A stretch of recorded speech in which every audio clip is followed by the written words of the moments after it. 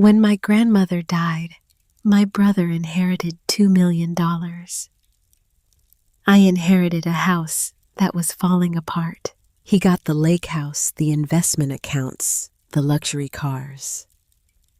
I got a rotting farmhouse at the end of a dirt road nobody remembered in a town most people couldn't find on a map. He laughed when the lawyer read it out loud. Actually laughed. And honestly, I didn't blame him, because standing in that office at 22 years old, with no job, no savings, and no family left on this earth, I thought the same thing everyone else did. I thought I got nothing. But my grandmother was the kind of woman who planned things decades before anyone else understood them. She hid rooms behind walls. She locked secrets inside iron safes. She wrote letters meant to be read only after she was gone by only one person in only one place. And every single thing she did, every key she left, every clue she buried led back to that farmhouse. 18 months later, my brother stood on my porch and said 5 words I never expected to hear. You were the one she loved. And for the first time in his life, he was right. This is the story of what my grandmother left behind. Not money, not property, something worth far more. And it was hidden inside the walls the whole time. The funeral was small. A handful of people gathered beneath a gray Kentucky sky on a Tuesday morning in early October. The sky had been carrying grief for days, thick and low, and it finally let some of it go in a thin drizzle that dampened black coats and darkened the stone paths between headstones stretching back generations. Old oaks stood along the edges of the grounds, their branches mostly bare, their leaves scattered in the wet grass like discarded letters nobody bothered to read. A minister stood at the head of the grave, his Bible open, his voice steady but soft. He spoke about grace. He spoke about peace. He spoke about the promise of something beyond this world. The words were kind, but they felt borrowed the way funeral words always do when the person speaking them didn't truly know the person being buried. Most of the mourners kept their eyes low. A few whispered to one another between prayers. Others shifted their weight from foot to foot, glancing at their watches when they thought nobody was looking. There were maybe 15 people in total, a small number for a woman who had lived 81 years, a small number for a woman who had touched more lives than most people in that county would ever know. But funerals have a way of revealing the truth about how people measure importance. And by that measure, Edith Calloway's life barely registered. Wren Calloway stood near the back of the crowd. She was 22 years old, thin, pale, her dark hair pulled back loosely beneath a black knit hat she had owned since high school. She wore a wool coat she had found at a thrift store 2 winters ago. It looked fine from a distance, but showed its wear, up-close fraying at the cuffs, a button missing near the collar, the lining pulling apart along one seam. She held no umbrella. The rain touched her face, and she let it. She did not cry. Not because the grief wasn't there. It was. It sat so deep inside her chest that crying felt impossible. A river frozen solid in winter still holds all its water beneath the surface. The pain was enormous, but it had no exit. Not yet. The woman being lowered into the ground that morning was not just her grandmother. Edith Calloway had been her entire world. The only person who had ever looked at Wren and seen something worth choosing. Before Edith, there had been nothing. Or rather, there had been the orphanage. Wren spent the first 10 years of her life at Willow Creek Children's Home, a long brick building on the outskirts of Lexington, with painted hallways that smelled of floor cleaner and cafeteria food. The beds were metal-framed, lined in rows. The walls were a shade of yellow that someone probably thought looked cheerful, but really just looked tired. Birthdays came and went without ceremony. Holidays arrived like obligations rather than celebrations. And every few weeks a couple would walk through the front doors, speak quietly with the staff, tour the hallways, and leave with the child. Never Wren. She remembered it clearly. Sitting beside the second-floor window on Sunday afternoons, a book open in her lap, pretending to read while watching the parking lot below. Every car that pulled in sparked something in her chest. A tiny, involuntary flash of hope. Maybe this one. Maybe today. And every car that pulled away without her carried a small piece of that hope with it, until after enough Sundays, the hope stopped coming altogether. She learned early that the world does not owe you explanations. Some children get chosen, some do not. And the ones who do not eventually stop sitting by the window.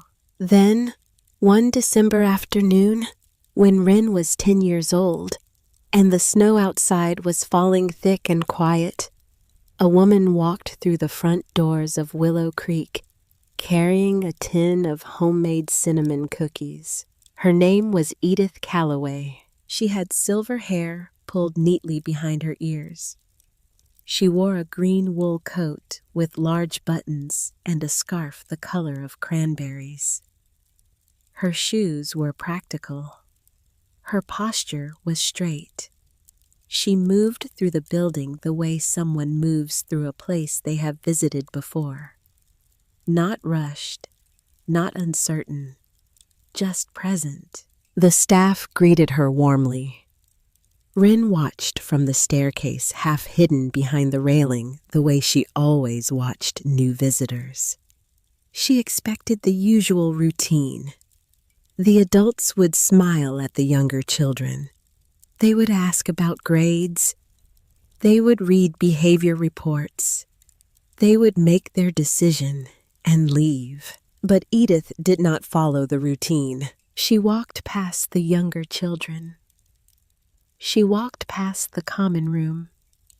She walked directly to the reading corner where Wren sat alone with a book she had already read twice, and she sat down in the chair beside her. No clipboard, no questions about grades, no behavior reports. "What are you reading?" Wren looked up, startled. The book was a worn copy of Little Women with a cracked spine and someone else's name written inside the cover. "It's about 4 sisters during the Civil War." Edith nodded. "Is it any good?" "The first one dies." Edith smiled. Not a pitying smile, not the polite expression adults give children in orphanages. A real smile. The kind that says, "I see you and I like what I see." That was the beginning. Edith came back the following Sunday. And the Sunday after that. She brought books. She brought cookies. She brought stories about a farmhouse in the hills where cardinals nested in the eaves every spring, and the morning fog rolled through the valley like a slow white river. She never talked about adoption. She never made promises. She simply showed up again and again until showing up became the promise itself. 6 months later, the papers were signed. On the day Wren left Willow Creek for the last time, Edith knelt beside her in the hallway, took both her hands, and said 7 words Wren carried with her for the rest of her life. "I didn't come here looking for a child. I came here looking for you." For the first time in 10 years, Wren Calloway felt wanted. For the first time, she felt like she belonged somewhere. Now Edith was gone. The casket disappeared beneath a blanket of white roses. The minister closed his Bible. People began to drift away in small groups, speaking in low tones, buttoning coats against the October wind. Some paused to shake hands. Others simply walked to their cars without looking back. Wren remained standing near the back of the cemetery, alone, the rain soaking through her coat, her eyes fixed on the place where the earth would soon cover the only person who had ever chosen her. The hollow ache in her chest was familiar. She had felt it before years ago, standing at orphanage windows watching cars drive away. The feeling of being left behind. Only this time, it was worse because this time she knew with absolute certainty that no one else was coming. No parents, no grandparents, no long-lost relatives appearing at the last moment with open arms and warm words. Just her. And standing near the front of the grave, accepting handshakes and condolences with practiced ease, was Grant Calloway. Wren's older adoptive brother was 30 years old. He stood tall, well-groomed, confident. His navy suit was tailored. His shoes were polished. His dark hair was neatly combed, and even in the rain, he looked like a man who had never been uncomfortable a day in his life. People gravitated toward him naturally. They always had. Grant had a way of making every room feel like it belonged to him, and funerals were no exception. He shook hands firmly. He accepted condolences with just the right amount of sadness in his expression. Not too much, not too little. The exact calibration of a man who understood how grief was supposed to look in public. He spoke to distant relatives by name. He thanked the minister. He placed a hand on the shoulder of an elderly neighbor and nodded somberly. Wren watched all of it from a distance. She had spent most of her life watching Grant from a distance. He was Edith's biological grandson. He had been part of the Calloway family since birth. He belonged in a way Wren never quite managed to.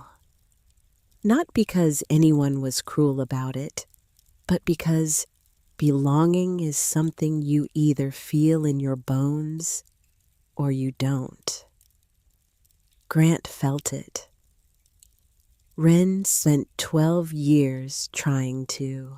And now, with Edith gone, whatever fragile thread had connected Wren to the Calloway family felt like it was about to snap. She didn't know it yet. But Edith Calloway had spent years preparing for exactly this moment. And hidden beyond the rolling hills of Cedar Hollow stood an old farmhouse that carried a secret powerful enough to change Wren's life forever. A secret far more valuable than anything money could buy. She had not spoken to Grant since the funeral. Standing outside the building afterward, she considered approaching him. He was leaning against his SUV, already on the phone, already back inside whatever world he inhabited when he wasn't performing the role of dutiful grandson. She watched him laugh at something the person on the other end said. A real laugh, easy, unforced. And in that moment, Ren understood something she had always known, but never articulated. Grant's grief was a suit he wore for the occasion. Hers was a house fire she was standing inside. She turned and walked to the bus stop alone.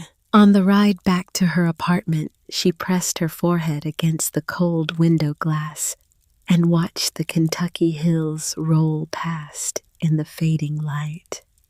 She thought about something Edith had told her years ago, sitting together on the back porch of the lake house while Grant played music inside. You and I are the same kind of people, Ren. We notice things other people walk past.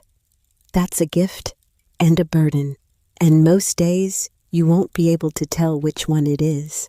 Ren hadn't understood those words at the time. She was 16.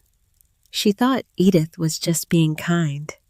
Now at 22, sitting on a bus headed back to an apartment she could barely afford, she wondered if Edith had been trying to tell her something more, something specific, something that would only make sense later. She pulled the wool coat tighter around her shoulders and closed her eyes. Sleep didn't come. Just the rocking of the bus and the low hum of the engine and the faint smell of diesel and the weight of a world that had grown heavier by one person's absence. When she arrived at her apartment building, she stood outside for a moment, looking up at the windows. Her unit was on the 3rd floor, facing the alley. The light she had left on that morning glowed faintly behind cheap curtains. From the outside, it looked like any other window in any other building on any other street. Nobody walking past would have any reason to look up. Nobody would know that behind that window lived a girl who had just buried the only person who had ever made her feel visible. That was the thing about grief nobody warned you about. The world doesn't stop. The buses keep running. The lights keep glowing. The strangers on the sidewalk keep walking to wherever they're going. And you stand in the middle of all that motion and realize that your entire universe has collapsed and nobody around you can see it. You carry the wreckage inside you like a secret, and some days the weight of that secret is the heaviest thing you have ever known. She climbed the stairs slowly. Her legs felt heavy, not from the walk, from everything. 2 days after the funeral, Ren found herself sitting inside a law office that smelled like old paper and stale coffee. The building was on the 2nd floor above a hardware store in downtown Cedar Hollow. The office itself looked like it hadn't been updated since the Ford administration. Yellowed blinds filtered the afternoon sunlight. A ceiling fan turned slowly overhead, clicking faintly on each rotation. An ancient wooden clock ticked from its place on the wall beside framed diplomas and a faded map of the county that had probably been hanging there longer than anyone could remember. Ren sat in a cracked leather chair with her hands folded tightly in her lap. She wore the same wool coat from the funeral. She had not brought anything else to wear. Across from her sat Grant. He looked entirely at ease. One ankle rested on the opposite knee. His tailored jacket hung open. His expensive watch caught the light each time he shifted his wrist. He scrolled through emails on his phone, occasionally glancing at the door as though expecting someone more important to arrive. Every now and then, a person passing in the hallway would recognize him through the frosted glass and wave. Grant had that effect on people. He always had. Between them sat Mr. Hargrove. The lawyer was in his late 60s, thin white-haired, with reading glasses perched on the end of his nose and a thick manila folder open on the desk before him. He had been Edith's attorney for more than 20 years. His hands were steady, but his expression carried something Wren could not quite identify. Not sadness exactly, something closer to anticipation, as though he had been waiting for this meeting longer than either of them realized. He cleared his throat. "Thank you both for coming." Neither sibling spoke. The silence between them stretched like a wire pulled too tight. Wren could not remember the last time she and Grant had spoken to each other, without Edith present. Maybe 3 years ago. Maybe longer. The truth was, they had never really known each other. They had simply existed in the same family orbit, held together by Edith's gravity. Without her, there was nothing pulling them toward one another. "As you know," Mr. Hargrove began, "your grandmother finalized her estate plan several years ago. She made certain updates to the provisions approximately 8 months before her passing." Grant nodded slightly, confidently, almost expectantly. Wren noticed it immediately. He already believed he knew how this meeting would end. And honestly, so did she. Grant was the biological grandson. Grant was the successful one. He ran a real estate development firm out of Nashville. He drove a luxury SUV. He lived in a beautiful home overlooking a private lake. People spoke about him with admiration. Meanwhile, Wren worked 30-hour weeks at a diner outside Lexington. She rented a studio apartment above a laundromat. Her savings account held less than $900. Life had never handed her much, and she had long since stopped expecting it to start. Mr. Hargrove began reading. The first several minutes passed without surprise. A collection of antique jewelry was left to distant cousins. Donations were made to 3 local charities. A modest sum went to the church Edith had attended for decades. Each item was read aloud with the careful formality of a man who understood that wills are not just legal documents. They are the last words a person ever speaks. Then the lawyer turned another page. "To my grandson, Grant Calloway." A slow smile crossed Grant's face. "I leave my residence located at 27 Lake Hollow Drive, including all furnishings, vehicles, and associated financial assets, including investment and brokerage accounts held at First Kentucky Trust." Grant leaned back in his chair. There it was, the confirmation he had expected. The lake house alone was worth well over $1 million. The investment accounts likely added several $100,000 more. This was the inheritance everyone had assumed he would receive, and he received it without a hint of surprise. Mr. Hargrove continued reading figures, numbers that made Wren's stomach tighten, not because she was envious. She had never envied Grant, but because each number confirmed what she had always quietly suspected. Edith had loved them both, but the world rewarded people like Grant. It always had. Grant glanced toward her. Grandma always loved that place. His voice was casual, almost cheerful. Wren forced a small smile. She did. The lawyer turned another page. And to my granddaughter, Wren Calloway. Wren looked up. Something shifted in the room. A change in pressure she could feel but not explain. I leave the property located at 148 Willow Creek Road, Cedar Hollow, Kentucky, including all structures, land, and contents therein. Silence. Then Grant laughed. Not a chuckle.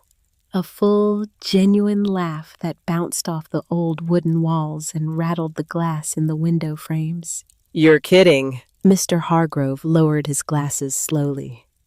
Grant. But Grant shook his head, still grinning. That's the old farmhouse.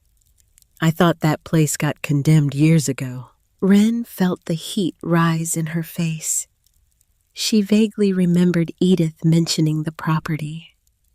A farmhouse somewhere in the hills. A place nobody visited. A place nobody seemed to want. The lawyer said nothing. He slid a thick manila envelope across the desk toward Wren. Inside were property documents, a faded hand-drawn map, a ring of brass keys, and something smaller, something she could not yet see. Your grandmother specifically instructed that these be handed directly to you, Mr. Hargrove said. His voice was quiet but firm. Wren stared at the envelope. Grant stood. He checked his watch with the smooth efficiency of a man who always had somewhere more important to be. Well, congratulations. His grin widened. You officially own a collapsing farmhouse. Wren said nothing. Maybe you can sell it for scrap lumber. Still nothing. Tell you what, Grant continued, pulling his car keys from his pocket. If you find any ghosts up there, give me a call. Mr. Hargrove's jaw tightened. Grant, enough. But Grant was already moving toward the door. He paused just long enough to glance back at Wren. For a brief moment, something almost like sympathy crossed his face. Almost. Seriously, though, if the roof caves in, don't call me. The door closed behind him. The office fell silent. Wren stared at the envelope, the keys, the map, the old property deed with ink so faded it looked like it might disappear entirely if she breathed on it. Something felt unfinished. Mr. Hargrove, the lawyer looked up. Why would she leave me that house? The old man hesitated. Not the way someone hesitates when they don't know the answer. The way someone hesitates when they know the answer too well and are deciding how much of it to share. Finally, he removed his glasses and set them on the desk. A better question might be, he said carefully, tapping the envelope with one finger. Why did she make certain nobody else received it? Before Wren could ask what he meant, Mr. Hargrove gathered his papers, stood slowly, and extended his hand. The meeting was over, but something in his eyes told her the story was just beginning. That evening, Wren returned to her apartment in Lexington. The building looked worse than she remembered. The hallway lights flickered. A water stain on the ceiling had grown since the week before. The elevator was broken again, and the stairwell smelled like mildew and cigarette smoke. She climbed 3 flights and walked to her door, her boots leaving damp prints on the thin carpet.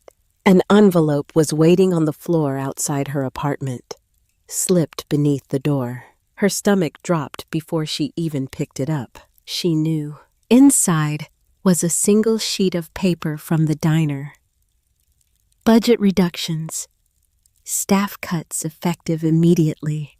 Her position had been eliminated.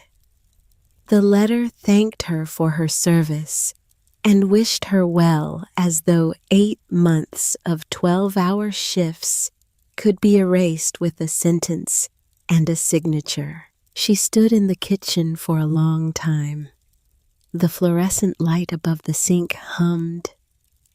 The refrigerator clicked and rattled. Outside, the city moved forward. Sirens, traffic, a dog barking somewhere below. Life continuing the way it does when yours has stopped.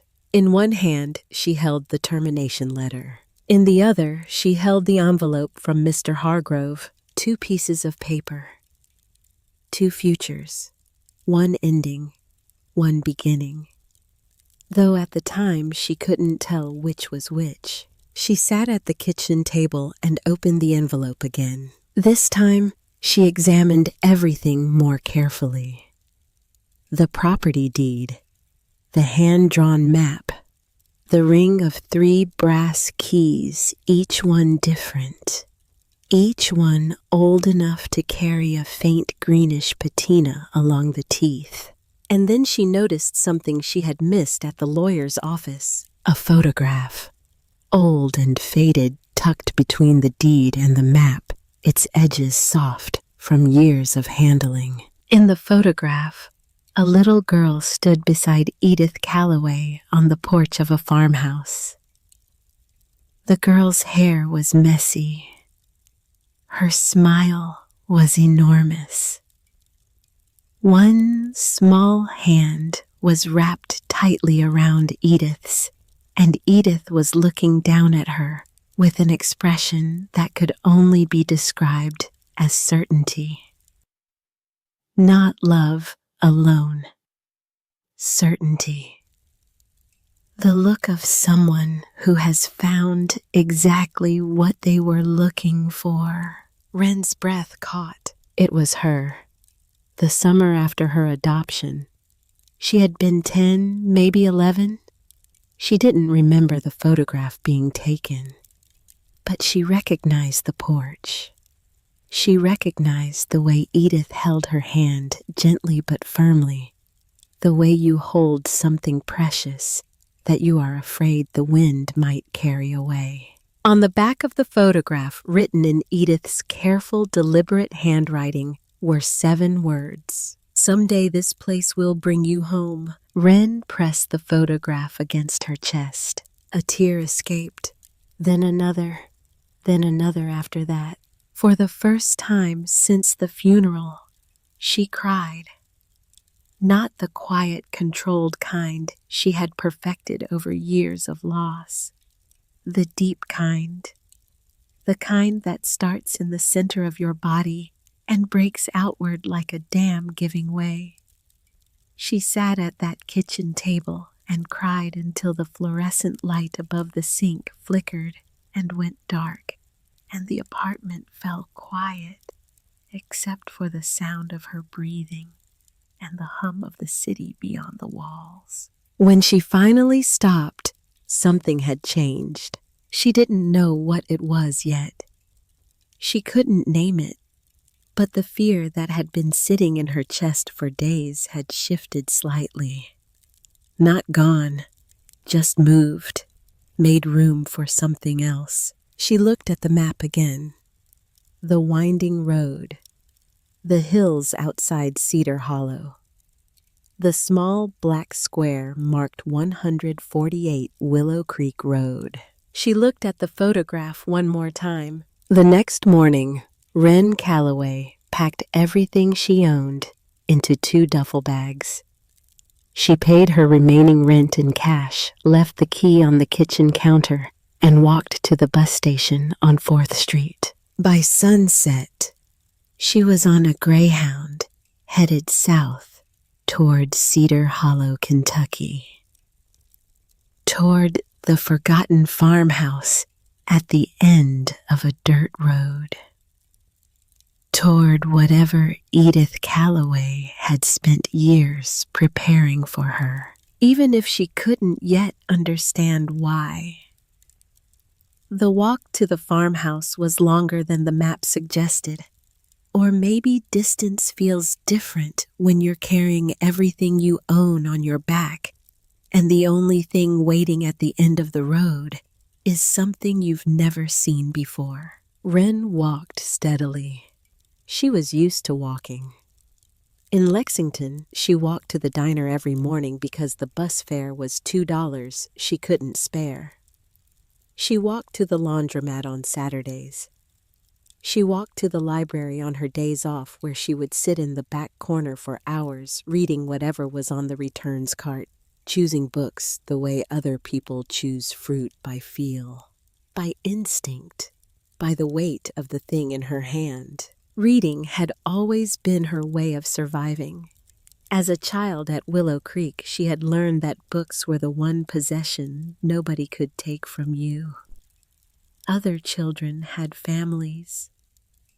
Josie had nothing except the stories she borrowed from the library cart and carried inside her head like portable rooms she could enter whenever the real world became too small or too cold or too loud. Edith had understood that about her immediately.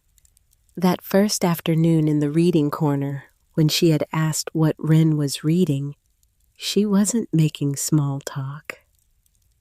She was asking the most important question you can ask someone who lives inside stories.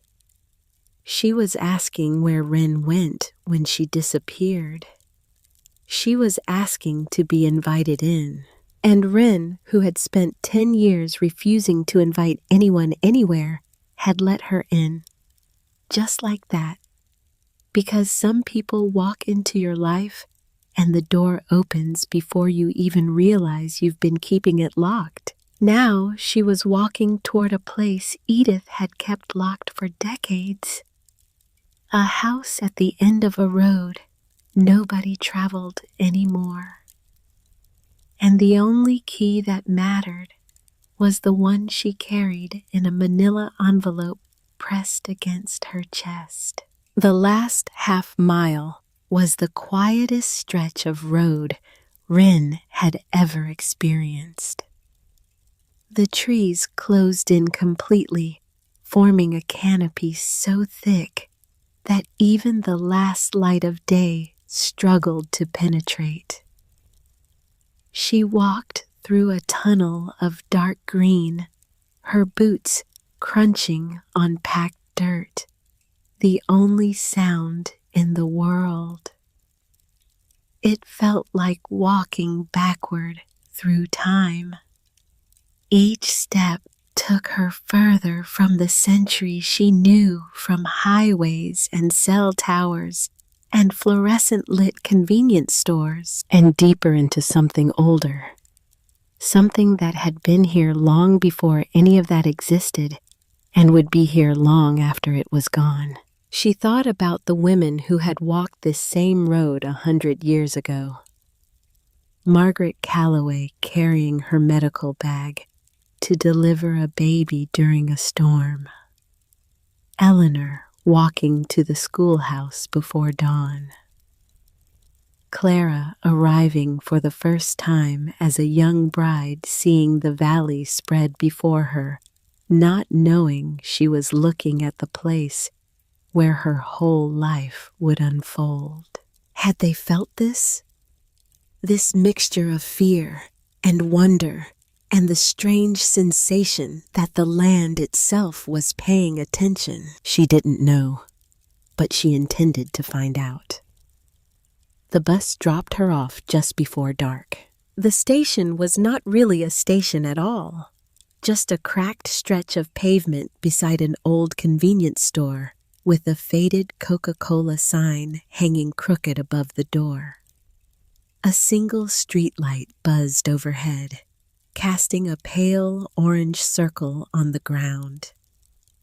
When the bus pulled away and the sound of its engine faded, the silence that replaced it was so complete, Wren could hear her own heartbeat. No traffic, no sirens, no voices, only the sound of wind moving through pine trees and the distant hollow call of an owl somewhere in the darkening hills. She adjusted the straps of her duffel bags and unfolded the map. According to Edith's directions, the farmhouse was nearly 3 miles outside town, at the end of an old county road that didn't appear on any GPS she had tried. She would have to walk, so she walked. The farther she went, the quieter the world became. The few buildings of Cedar Hollow disappeared behind her. The pavement ended and became gravel. Then the gravel thinned and became packed dirt. Telephone poles appeared less frequently. The trees grew taller and closer together, their branches meeting overhead like the arched ceiling of a cathedral. The air smelled different out here. Pine, earth, cold stone. The kind of clean that only exists in places people have forgotten to ruin. The sky turned deep blue, then purple, then the color of ink. And then she saw it. The farmhouse stood at the end of the road like something that had been waiting a very long time. Wren stopped walking. For several seconds, she simply stared. Grant hadn't exaggerated. The house looked exhausted. White paint had peeled away years ago, exposing weather-beaten wood, the color of driftwood. Part of the front porch sagged visibly. Several windows were broken. Vines had climbed the east wall from foundation to roofline, thick and tangled, as though the land itself had been slowly pulling the building back into the earth. A barn behind the house leaned slightly to one side. The mailbox, a rusted metal box on a wooden post, tilted at an angle that suggested it had given up entirely. The whole property looked like something time had started to erase and then forgotten to finish. For a long moment, Wren considered turning around. Maybe Grant had been right. Maybe this really was nothing more than a forgotten piece of land waiting to collapse. Maybe the photograph and the letter and the map were just the sentimental gestures of an old woman who had loved her, but had nothing real left to give. The wind moved through the tall grass. A shutter creaked against the house, and yet something about the place held her. Not because it was beautiful. It wasn't. Not because it looked valuable. It certainly didn't. But there was something in the way it sat against the hills, stubborn and still standing, despite everything that reminded Wren of someone she knew. Herself, maybe. Or maybe Edith. Or maybe every woman who had ever refused to disappear simply because the world expected her to. She walked slowly toward the porch. The wooden steps groaned beneath her boots. The boards were soft in places. She tested each one carefully before putting her full weight down. Her fingers trembled slightly as she selected one of the brass keys from the ring Edith had left her. The first key didn't fit. The second one did. The lock resisted. Years of rust and disuse had fused the mechanism together. Wren pressed harder, turning the key with both hands. There was a deep metallic groan, then a click, and then the door swung inward. A rush of air spilled out. Cool. Still. Layered with years of silence. The scent hit her immediately. Dust, old wood, dried herbs, faded fabric.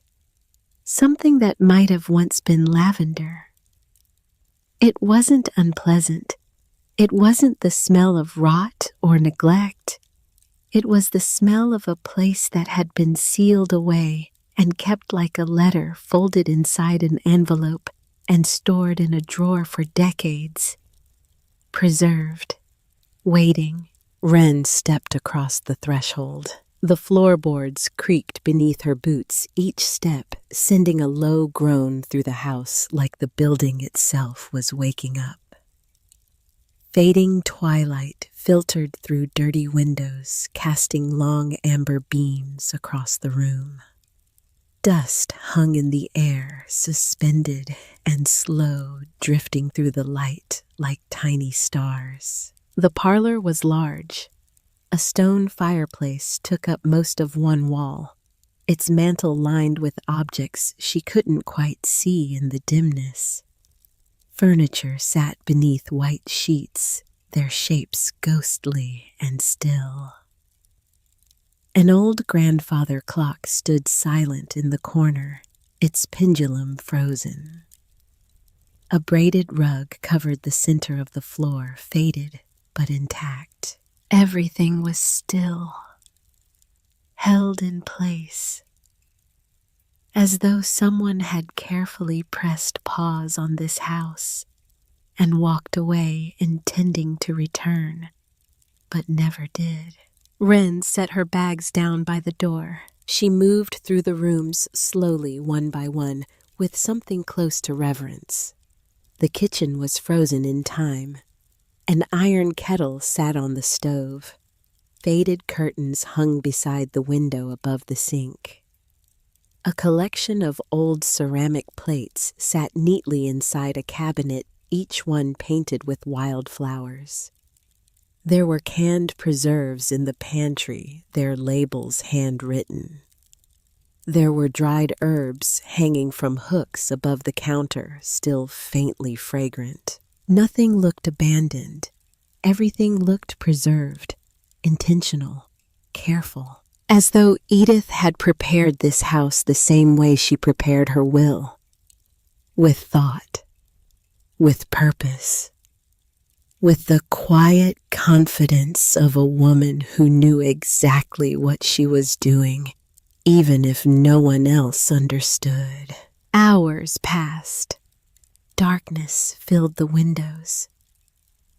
Wren found several oil lamps stored inside a closet near the pantry. After some effort, she managed to light one. A warm, golden glow filled the room, softening the shadows, pushing the darkness into the corners. That night, she slept on an old sofa in the parlor beneath 2 handmade quilts she found inside a cedar chest. The quilts smelled faintly of lavender and pine. The wind whispered against the windows. The house creaked and settled in the way old houses do at night. Not frightening, familiar. The sound of something old and patient breathing. For the first time in weeks, Wren slept deeply. No alarm, no traffic, no sirens. Just the wind and the house, and the strange, quiet feeling that she was exactly where someone had intended her to be. Morning came gold and slow. Sunlight poured through the east-facing windows and filled the parlor with warmth. Birds called from the trees outside. The air was cool and smelled of pine and damp earth. Wren lay still for a moment, staring at the ceiling, listening to the silence, and realized something surprising. She didn't want to leave. She spent the next 2 days cleaning, opening curtains, sweeping dust, removing sheets from furniture, scrubbing windows until the glass turned clear and the light came through clean and bright. She carried broken branches off the porch. She cleared dead leaves from the gutters. She found a broom in the barn that still worked and swept every room until the floors showed their original color, a deep, warm chestnut that glowed in the afternoon light. The house responded. That was the only way she could describe it. With every layer of dust removed, something emerged. Not just wood and stone and glass, but memory. Photographs appeared on shelves. Old books lined the study walls. Letters sat tucked inside drawers, still folded, still waiting. By the afternoon of her second full day, Rin found herself dusting the shelves inside a small room that had once been a study. The books were old. History, poetry, farming manuals, family Bibles with names written inside the covers in ink that had faded to the color of rust. She reached for one particularly thick volume near the back of a high shelf. As she pulled it free, something slipped loose behind it, a folded piece of yellowed paper. She caught it before it hit the floor. At first glance, it looked like an old sketch. Then she unfolded it completely, and her eyes widened. It was a floor plan, a hand-drawn map of the farmhouse, precise and carefully labeled. Every room appeared exactly where it should. The kitchen, the bedrooms, the study, the parlor, the pantry. But there was one problem. One room shown on the map did not exist. A small rectangular space drawn behind the pantry wall in a place where Rin had walked past a dozen times without noticing anything unusual. Her pulse quickened. In the corner of the map, written in faded handwriting, she recognized instantly was a single sentence. For the one who chooses to stay. Edith. Ren's heart pounded against her ribs. She moved quickly now, down the stairs, through the kitchen, into the pantry. The shelves were lined with old jars, canned goods boxes. Everything looked exactly as it had before.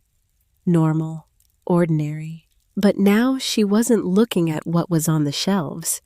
She was looking at the wall behind them. She ran her fingers along the wooden paneling.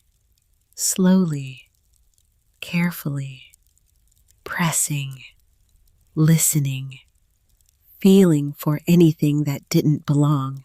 Then she found it, a draft. Cool air, barely perceptible, slipping through a hairline crack between two panels near the floor. Her breath caught. She pressed harder. The wood shifted. Not much. Just enough to tell her it was not solid wall. It was a panel designed to move. She found an old flathead screwdriver in a kitchen drawer and returned. She worked the edge into the crack and pushed. The panel resisted, then groaned, then moved. Dust exploded into the air. A narrow opening appeared in the wall, barely wider than her shoulders. Darkness waited on the other side, thick and absolute. Ren grabbed the oil lamp. For a moment, she stood at the edge of the opening and hesitated. She thought about Grant's voice in the lawyer's office. "You officially own a collapsing farmhouse." She thought about the photograph in her coat pocket. She thought about Edith's handwriting on the map. For the one who chooses to stay. Then she crawled through. The passage was narrow. The air inside was cool, dry, perfectly still, as though it had not been disturbed in years. Maybe decades. The lamp threw a small circle of gold against rough stone walls. After 8 or 9 feet, the space opened up.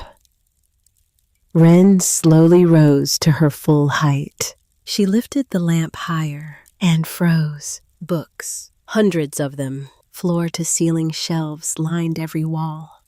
Leather-bound journals, boxes of letters tied with faded ribbon, stacks of photographs, handwritten manuscripts, rolled documents sealed with wax. The room was perhaps 12 feet square, lined entirely in dark wood, and filled with more written history than Wren had ever seen in one place. The air smelled of old paper and cedar. The shelves were organized with extraordinary care. Each section appeared to correspond to a different era. Dates were written on small cards pinned to the shelf edges. 1867, 1891, 1918, 1944, 1972. The collection spanned more than a century. In the center of the room stood a wooden desk, simple, sturdy, and resting upon it as though someone had placed it there moments ago was a single journal, open, waiting. Wren approached with trembling hands. The first page contained a name written in elegant cursive. Not Edith Calloway, someone older, someone from another time entirely. Clara Calloway, 1867. Wren sank into the chair. The room was silent.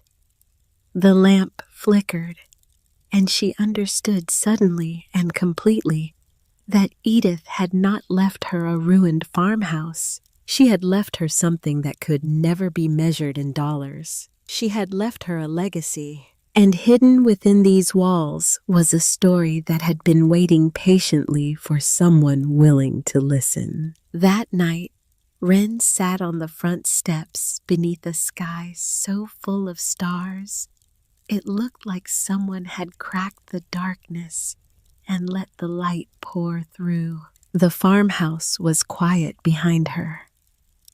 The oil lamp glowed softly through the window. The air smelled of pine and cold earth and something else. Something she couldn't name but recognized. Home, not the building, not the land, something deeper. Something she had spent 22 years searching for without knowing it. She reached into her coat pocket and pulled out the photograph. Edith's face smiled up at her, calm and knowing the way she always looked, as though she had already read the last page of a book everyone else was still beginning. She traced the edge of the photograph with her fingertip. Then she heard it, the sound of an engine, low and steady, growing louder as it climbed the dirt road toward the property. Headlights swept through the trees, casting long shadows that moved like reaching hands across the yard. A truck, large, black. It stopped near the mailbox. The engine idled for a moment, then went silent.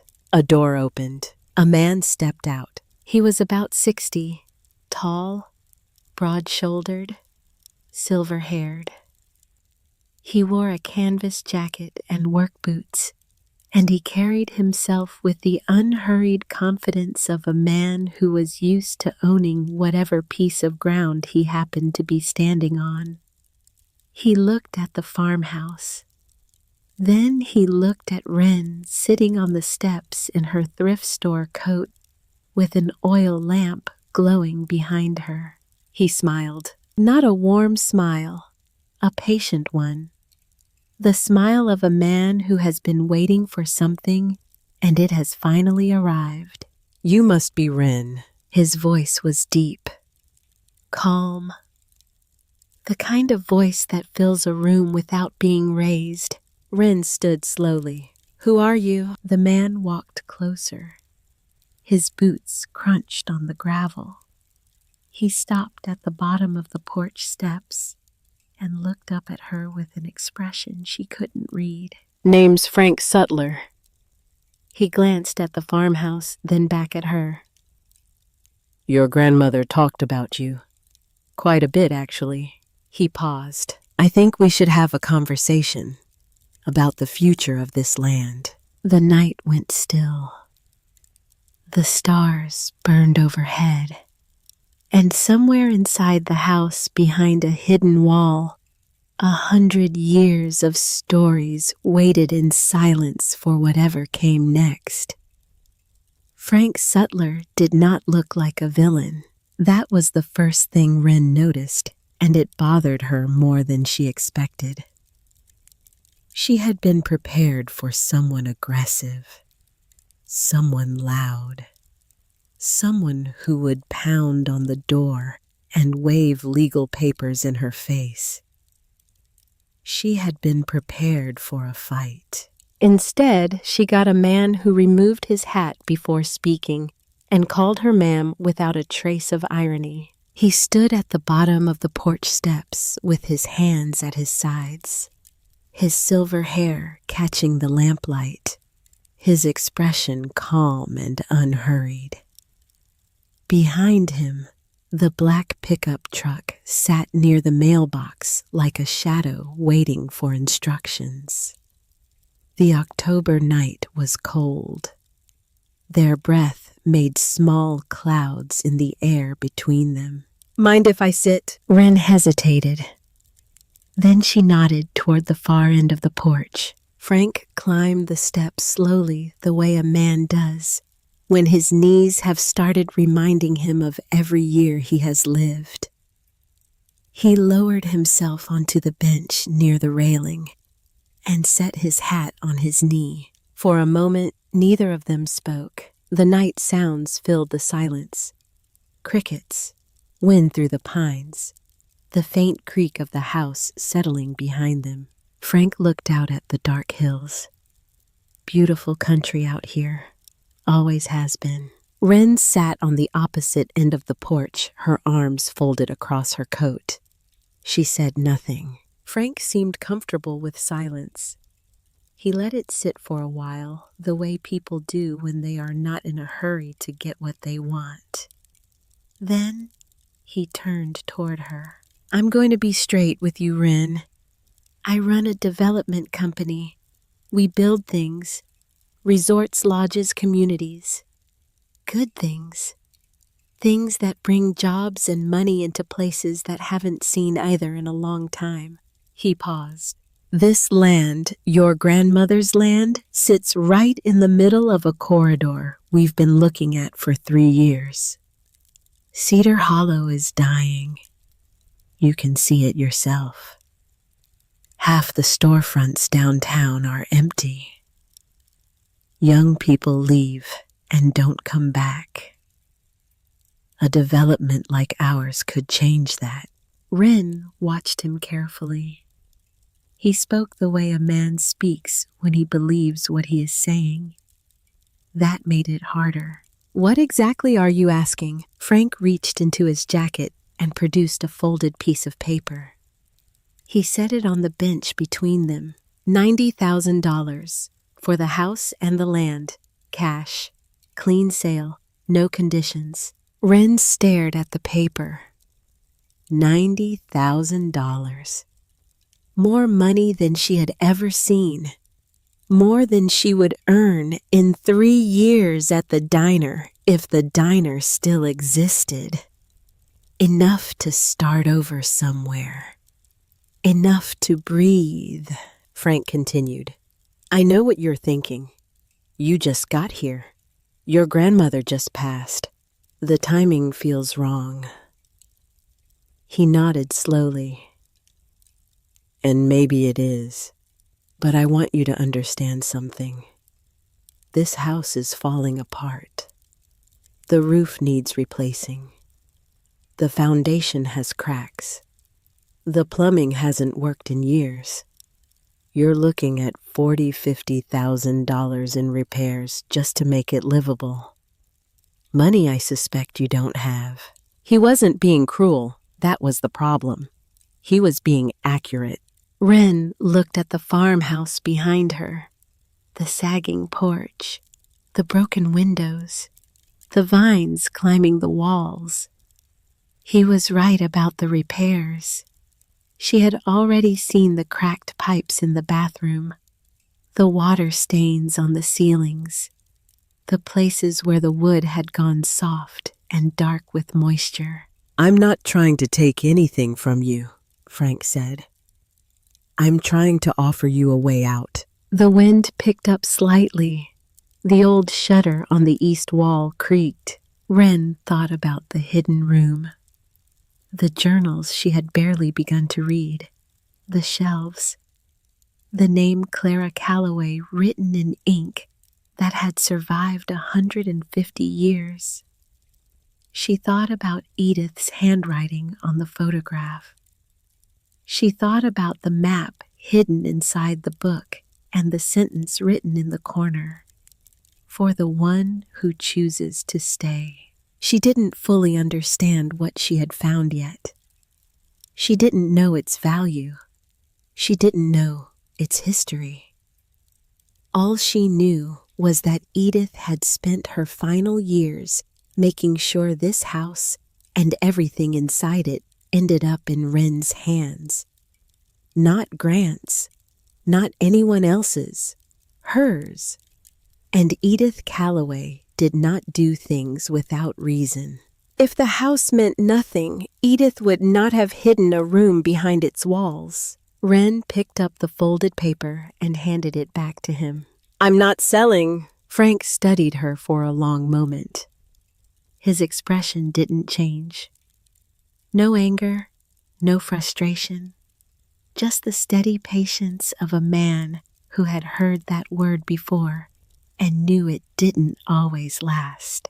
He stood, put his hat on, nodded once. "I understand, but the offer stays open. If things get harder, and they will, you know where to find me." He walked to his truck. The engine started. The headlights swept across the yard, and then he was gone, the sound of the truck fading down the dirt road until there was nothing left but the crickets and the wind and the enormous silence of the hills. Wren sat alone for a long time after that. She wasn't sure she had made the right decision. She wasn't sure of anything. All she knew was that something inside that house was worth more than $90,000. She just didn't know what yet. 3 weeks passed. November arrived gray and cold. The hills around Cedar Hollow turned the color of iron. Morning fog rolled through the valley so thick some days that the barn disappeared entirely, and the world shrank to the size of the porch. Wren fell into a rhythm. She woke early, made coffee on the old stove using water she carried from the well behind the house, ate whatever she could make from the canned goods in the pantry, and the few groceries she bought on her weekly walk to the convenience store in town. The work was constant. Every room had something that needed fixing, and most of the fixing required tools she didn't own and skills she didn't have. But she learned. She watched videos on her phone when she had signal. She borrowed tools from Helen Marsh, the elderly neighbor who lived a half-mile down the road and who appeared on the porch every few days with a casserole dish and a piece of unsolicited advice. Helen was 74 years old. She had lived in Cedar Hollow her entire life. She had known Edith for decades. She was the kind of woman who said exactly what she was thinking and expected you to handle it. "Your grandmother was the stubbornest woman in this county," Helen said one afternoon, watching Wren struggle with a window frame that refused to close properly. Wren smiled through gritted teeth. "I'm starting to understand why." Helen set a fresh pie on the porch railing and watched her work. "She asked about this house, you know. The sutler fellow. He came by more than once when Edith was alive. Brought flowers the first time, if you can believe that. She always told him the same thing. Not for sale. Not now. Not ever. Helen paused. She never told me why, though. Never told anyone, far as I know. Just said the house had something in it that was more important than money. Wren stopped working. She looked at Helen for a long moment, then back at the house. She was right. Helen raised an eyebrow but didn't push.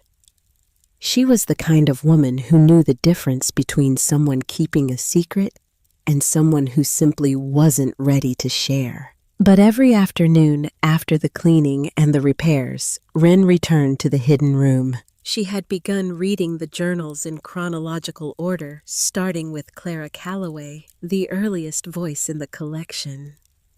Clara had arrived in Kentucky as a 16-year-old bride in 1867, 2 years after the end of the Civil War.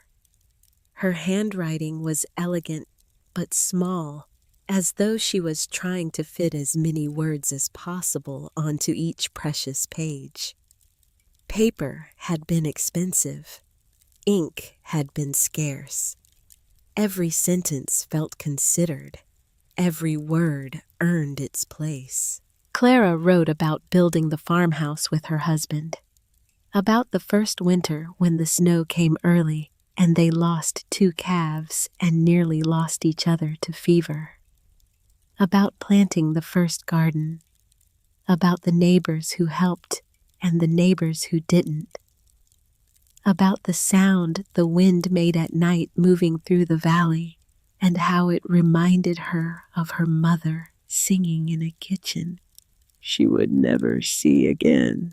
After Clara came Margaret Calloway, born 1879. Margaret had been a midwife. During the influenza outbreak of 1918, she had delivered babies and buried neighbors in the same week. Her journal entries were shorter, more urgent. One passage stopped Wren cold. The snow came early this year. We lost 3 neighbors before Christmas. The roads were impossible, but Mrs. Walker went into labor during the storm. I walked 4 miles carrying my medical bag and a lantern. By the grace of God, both mother and child survived. Then came Eleanor Calloway, who taught children to read in a 1-room schoolhouse for nearly 40 years.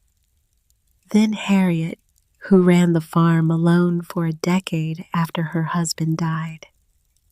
Then Dorothy, then Ruth, then Edith. Generation after generation of women whose names had never appeared in any history book. Women who had delivered babies in snowstorms.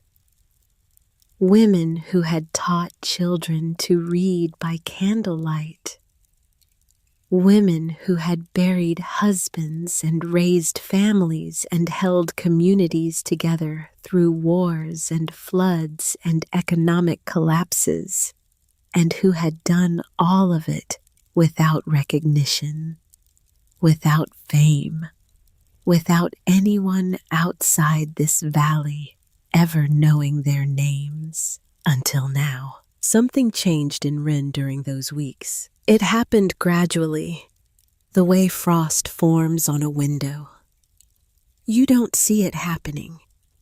You just look up one morning and the entire glass is transformed. She had spent most of her life believing she was an outsider, the orphan nobody wanted, the adopted daughter who never quite fit.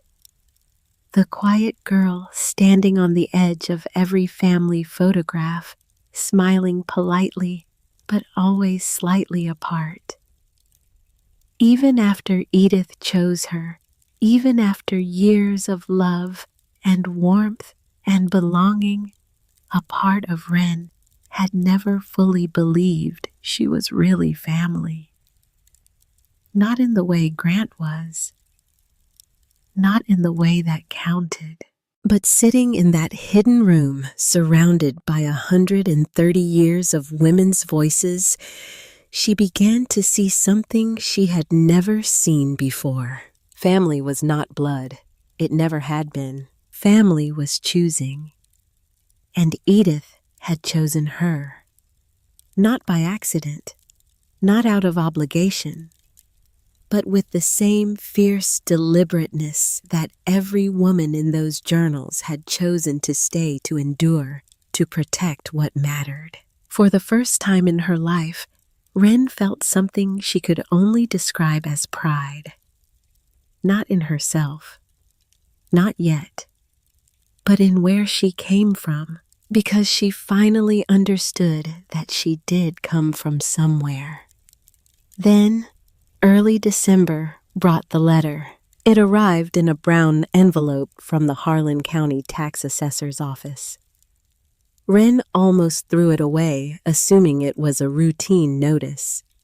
Instead, she opened it at the kitchen table while her coffee cooled beside her. The words hit her like a wall of cold water. Delinquent property taxes. 4 consecutive years unpaid. Total amount due, $11,214. Failure to remit payment within 90 days of this notice will result in initiation of tax lien proceedings and potential forfeiture of the property to Harlan County. Wren read it 3 times. Then she sat very still for a very long time. $11,000. She had $312 in her bank account. She had no job, no income, no credit, no one to call. She looked around the kitchen. The restored shelves, the clean windows, the herbs she had hung to dry above the counter, the same way the women in the journals described doing 100 years ago. She thought about the hidden room, about Clara's voice, about Margaret walking 4 miles through a blizzard to deliver a baby, about all the women who had fought to keep this place standing. And now she might lose it, not to a storm, not to a fire, not to Frank Sutler or Grant or anyone with a name and a face she could confront, but to a number on a piece of paper. $11,214. The distance between keeping a promise and breaking one. That night, she sat in the dark and called Beckett Hale. Beckett was someone she had met 3 years earlier at a community history workshop in Lexington, back when she was still working at the diner and attending night classes at the community college. He had been a graduate student at the University of Kentucky, studying Appalachian folk history. He was the kind of person who got excited about old maps and census records, who would spend an entire Saturday in a county archive and call it the best day of his month. They had become friends in the easy, uncomplicated way people sometimes do when they share an interest nobody else around them cares about. They emailed occasionally, texted rarely. The connection had faded the way most connections fade when life gets in the way. But Wren remembered his passion, his obsessive attention to primary sources. His belief stated so many times it had become almost a motto that the most important history is the history nobody bothered to write down. She typed a short message. "I found something unusual. I think you should see it." She expected a response in a few days, maybe a week. Her phone rang 28 minutes later. "Wren." His voice sounded exactly the same. Warm, curious, slightly out of breath. "You said unusual." There was a pause. How unusual! Wren looked toward the farmhouse. Through the kitchen window, she could see the faint glow of the oil lamp she had left burning in the hallway. Beyond it, invisible in the dark, the hidden room waited. How do you feel about 130 years of family history hidden behind a wall? Silence. I'm getting in my truck. Beckett arrived 2 days later. He pulled up in a dented gray pickup loaded with cardboard boxes, camera equipment, and what appeared to be an entire shelf of reference books stacked on the passenger seat. He stepped onto the porch, looking exactly as Wren remembered. His shirt was wrinkled. His glasses sat slightly crooked on his nose. He carried 3 spiral notebooks under one arm and a thermos of coffee that was already empty. Tell me you're not exaggerating. Wren opened the front door and stepped aside. I wish I was. She led him through the house, past the kitchen, through the pantry, through the narrow opening in the wall. And then she stood back and watched his face. What happened next was something she would remember for years. Beckett Hale, a man who had spent his entire academic career searching for exactly this kind of discovery, stopped moving. His mouth opened slightly. His notebook slid from under his arm and hit the floor, but he didn't seem to notice. For nearly a full minute, the room was completely silent. Then he whispered, "Oh my God." He moved through the shelves like a man walking through a cathedral. His fingers traced the spines of the journals. He opened boxes of letters with the gentleness of someone handling living things. He pulled a journal from the shelf, read 3 lines, set it down, and immediately reached for another. By evening, dozens of books lay open across the desk. Beckett sat back in the chair, his face flushed, his glasses fogged from the heat of the oil lamp. He looked overwhelmed. The good kind. The kind that scholars live for. Wren. He shook his head. I don't think you understand what this is. She leaned against the doorframe. I was hoping you would tell me. These aren't just family records. He picked up one of Clara's journals, then a bundle of Margaret's letters, then a collection of handwritten recipes dated 1923. These are first-hand accounts of rural American life, spanning 130 years, written by women, preserved by women.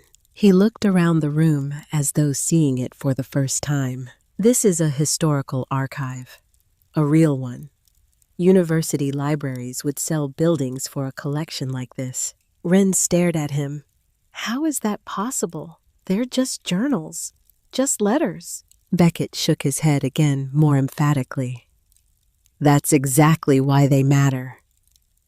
Do you know how rare it is to find unbroken primary source material from ordinary women in rural Appalachia going back to Reconstruction? He stood up, gesturing at the shelves.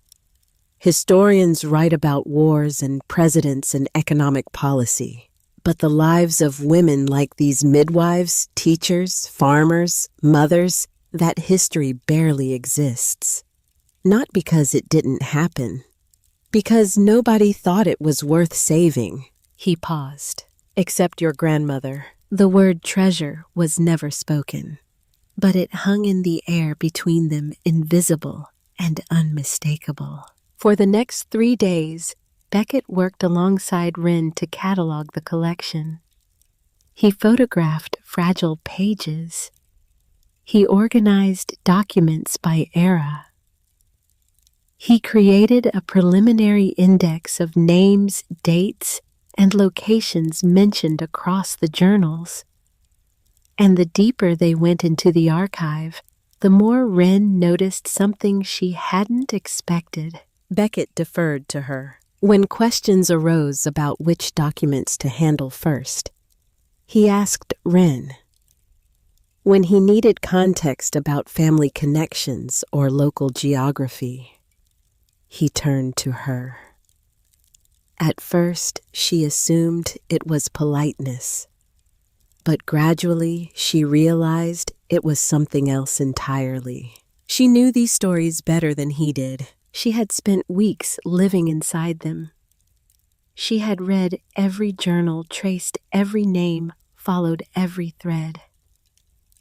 The women on those shelves had become part of her daily life. She woke with their voices. She fell asleep with their words.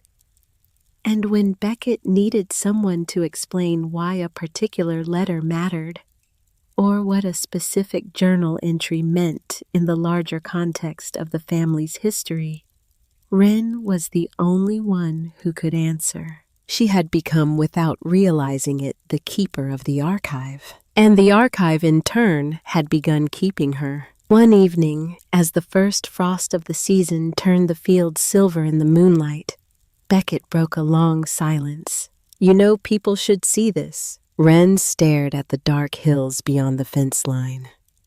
"I've been thinking the same thing. You could partner with universities, museums. There would be funding, grants, maybe even a full preservation team." She shook her head slowly. "Number." Beckett looked surprised. "No." Wren turned toward the farmhouse.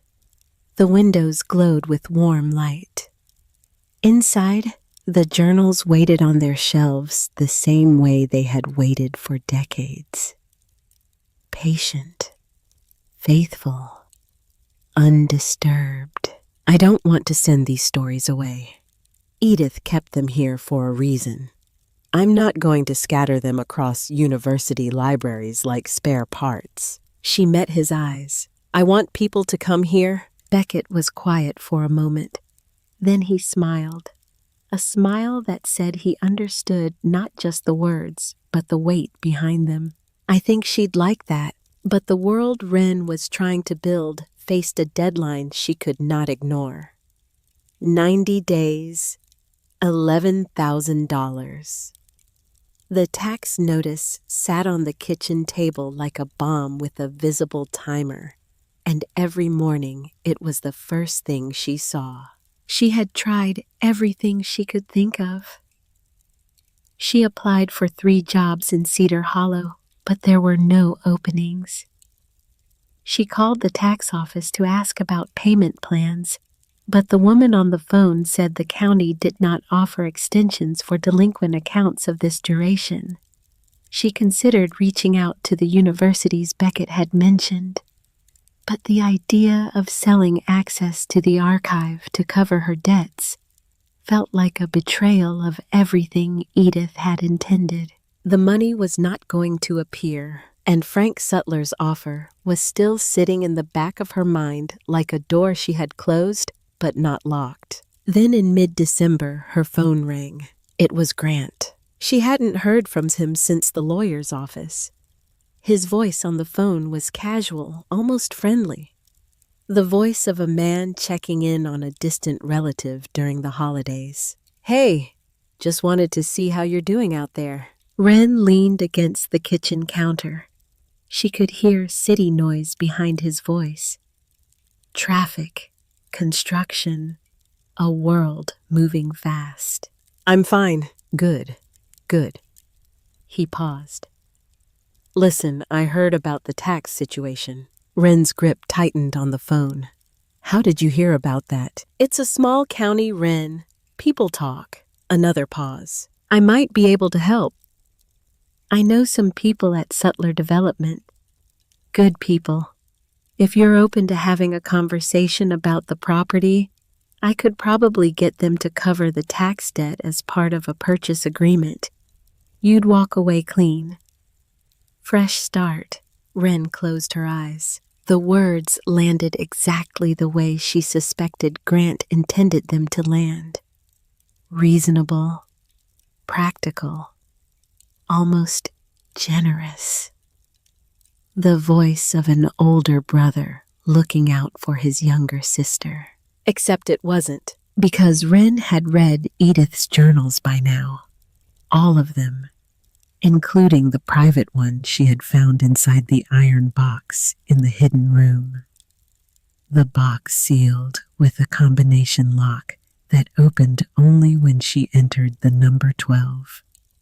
Room 12. The room at Willow Creek Children's Home where Edith had first sat beside a 10-year-old girl and asked her what she was reading. The journal changed everything. Edith had written it during the final 3 years of her life. It was different from the older journals in the archive. Those were records of daily life. Edith's journal was a confession. She wrote about the farmhouse, about the archive, about the decades she had spent protecting it. But she also wrote about things Wren had never known. She wrote about Frank Sutler. They had grown up together in Cedar Hollow. They had been close friends through childhood and into their 20s. Edith described him as brilliant and restless, a boy who wanted to build things in a place where nothing ever got built. Their friendship had carried something deeper for a while, something neither of them ever quite named. But their lives took different directions. Edith stayed with the farmhouse. Frank left, made money, built his company, and eventually came back to Cedar Hollow with plans to develop the land he had once played on as a child. He came to me first, Edith wrote. He brought flowers. He sat on this porch and told me his vision. New buildings, new roads, new jobs. He wasn't wrong about the need. Cedar Hollow is dying. I can see it. But what he couldn't see, what he has never been able to see, is that some things are more important than what can be built on top of them. Wren read those passages again and again, but the entry that shattered her came further into the journal. It was dated 18 months before Edith's death. Grant called Frank Sutler today. I know because Frank told me. He came to the house and told me everything. He said Grant offered information about my health, about how much time the doctors said I might have left. Grant told him to be patient, that the land would be available soon enough. My own grandson. I sat in this kitchen after Frank left, and I cried. Not because I was angry, because I was heartbroken. I raised that boy. I loved him, and he calculated the value of my death before I was even gone. Wren had stopped reading at that point. She set the journal down and stared at the wall for a very long time. She understood now. Edith had rewritten her will because she knew Grant would sell the farmhouse. Not might, would. He had already made arrangements with Sutler Development years before she died. The lake house, the money, the investments, those were the things Grant wanted. Edith gave them to him because she knew they would keep him satisfied, keep him away from the farmhouse. And the farmhouse, the archive, the hidden room, the century of stories she gave to Wren. The one person she trusted to protect what mattered. The private journal also contained a letter, folded and sealed, tucked between the last pages, addressed in Edith's handwriting. For my Wren, my dearest girl. If you are reading this, then you found the room. I always believed you would. By now you probably know about the taxes. I'm sorry. I let them go on purpose. Not because I forgot, because I needed the county to have a reason to wait. If the taxes were current, Frank could have pressured a sale while I was still alive. The debt bought me time, and time was all I needed to make sure this house ended up in the right hands. You were never unwanted, not for a single day. The first time I saw you sitting by that orphanage window, pretending not to cry, I saw more courage in a 10-year-old girl than most people show in a lifetime. I didn't choose you because you needed a family. I chose you because I needed you, and because these stories needed you. Don't spend your life wondering whether you belong. You do. You always have. Promise me one thing. Don't let them take it.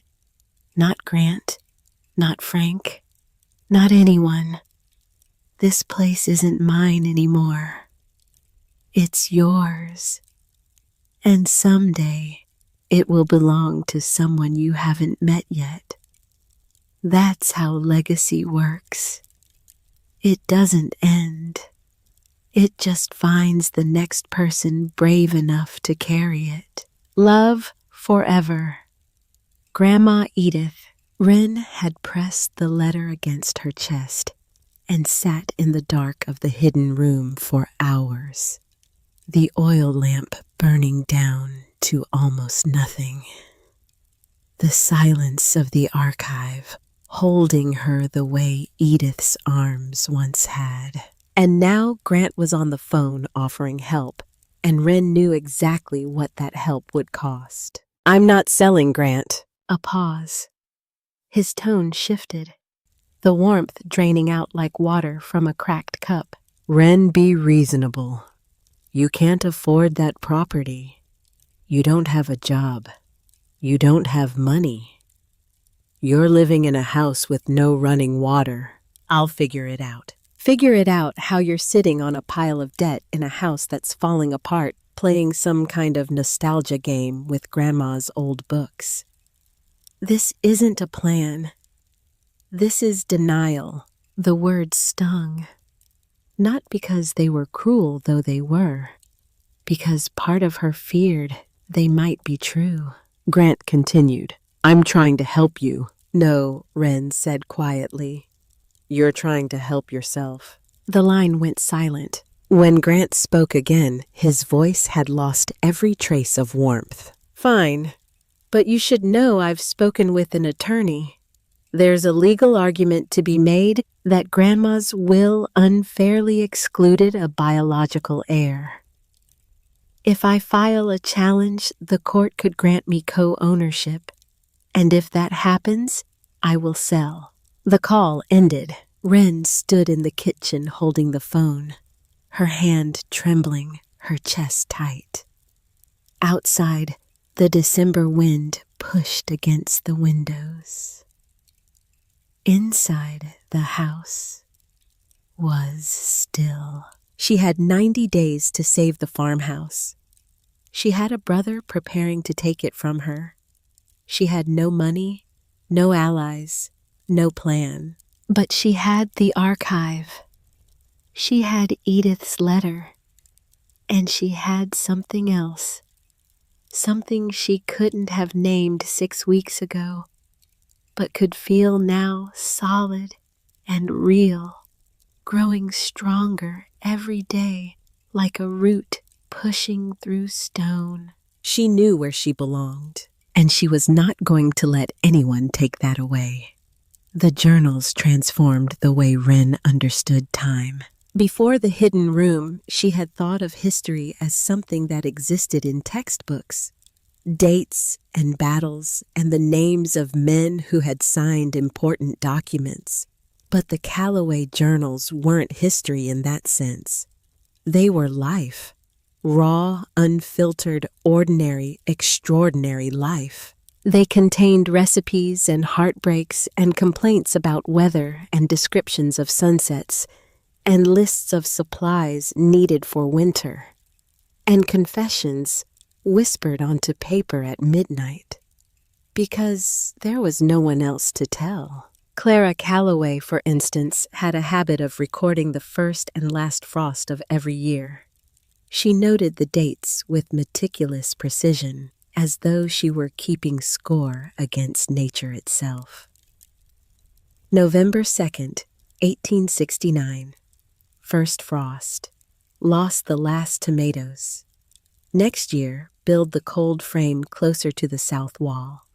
And then 6 months later. April 14th, 1870. Last frost. Planted beans. Ground still cold, but I am tired of waiting. There was something in those entries that made Wren's chest ache. Not sadness, recognition. The recognition that this woman dead for more than a century had felt the same restless, stubborn impatience that Wren felt every spring. The desire to begin. The refusal to wait for conditions to be perfect. The faith that planting something even in cold ground is better than planting nothing at all. Margaret's journals were different.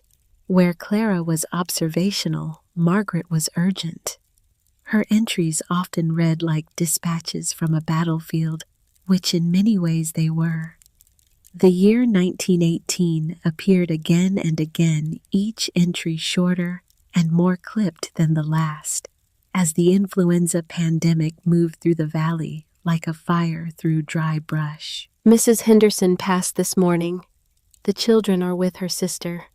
I have not slept in 2 days. Delivered the Patterson boy at 3 a.m. 6 pounds, healthy. His mother wept with relief. I wept too, though I did not let her see. 3 more graves this week. The ground is frozen, and the men who dig them are running out of strength. The preacher says God has a plan. I believe him, but I wish he would share it. Wren had to stop reading several times during Margaret's sections. Not because the content was too difficult, because it was too familiar. The exhaustion, the determination, the absolute refusal to stop helping, even when helping seemed futile. She recognized those qualities because she had watched Edith demonstrate them for 12 years. The way Edith would drive 40 miles to bring a casserole to someone she barely knew. The way she would sit with a grieving neighbor for hours saying nothing, simply being present because presence was the only medicine she had, and she dispensed it generously. Now Wren understood where Edith had learned it. She had learned it from these women, from their words, from their examples, from a century of Callaway women who had understood that strength is not the ability to carry weight without bending. It is the decision to keep walking even after you have bent so far you can no longer see the road. Eleanor's journals were the ones that made Wren laugh, which surprised her. She had not expected humor in a collection that spanned wars and pandemics and the kind of poverty that grinds people down to nothing. But Eleanor Callaway, the schoolteacher, had a wit as sharp as a fence post and twice as sturdy. Tommy Whitaker brought a frog to school today, she wrote in 1932. He put it in my desk drawer and waited for me to scream. I did not scream. I picked up the frog, held it in front of the class, and gave a 15-minute lesson on amphibian biology. Tommy has not brought another frog. He has, however, started raising tadpoles in a jar by the creek. I consider this a victory. And later in 1945, the Henderson boy returned from the war today. He walked into my classroom 23 years old and looking like he had lived 1,000. And he said, "Mrs. Callaway, I want to learn to read again. I've forgotten everything." I told him, "No, you haven't. You've just been reading the wrong books." We started with Whitman. I find that Whitman helps after wars. Wren read that entry 3 times. Then she copied it onto a separate piece of paper and pinned it to the wall above the desk. She couldn't say exactly why. She just knew she wanted to see those words every time she sat down. The deeper Wren went into the archive, the more she noticed something unexpected. The women of the Calloway family had not simply written about their own lives. They had written to each other, across generations, across time. Eleanor's journal contained a passage dated 1951, in which she directly addressed her own grandmother Clara, who had been dead for nearly 40 years. "I found your recipe for apple butter today, tucked inside the Bible. I made it this afternoon. The house smelled the way it must have smelled when you were alive. I wish I had known you. I wish I could tell you that the garden you planted is still growing, that the schoolhouse you helped build still stands, that your words scratched into these pages in candlelight are still being read by someone who loves this place the way you did. I hope you can hear me wherever you are. I hope you know that none of it was wasted." Wren had to put the journal down after reading that. She sat at the desk for a long time, her hands flat on the wood, staring at nothing. Because she understood with a clarity that felt almost physical what this room truly was. It wasn't a library. It wasn't an archive. It wasn't even a collection. It was a conversation between women who had never met. A conversation that spanned a century and a half.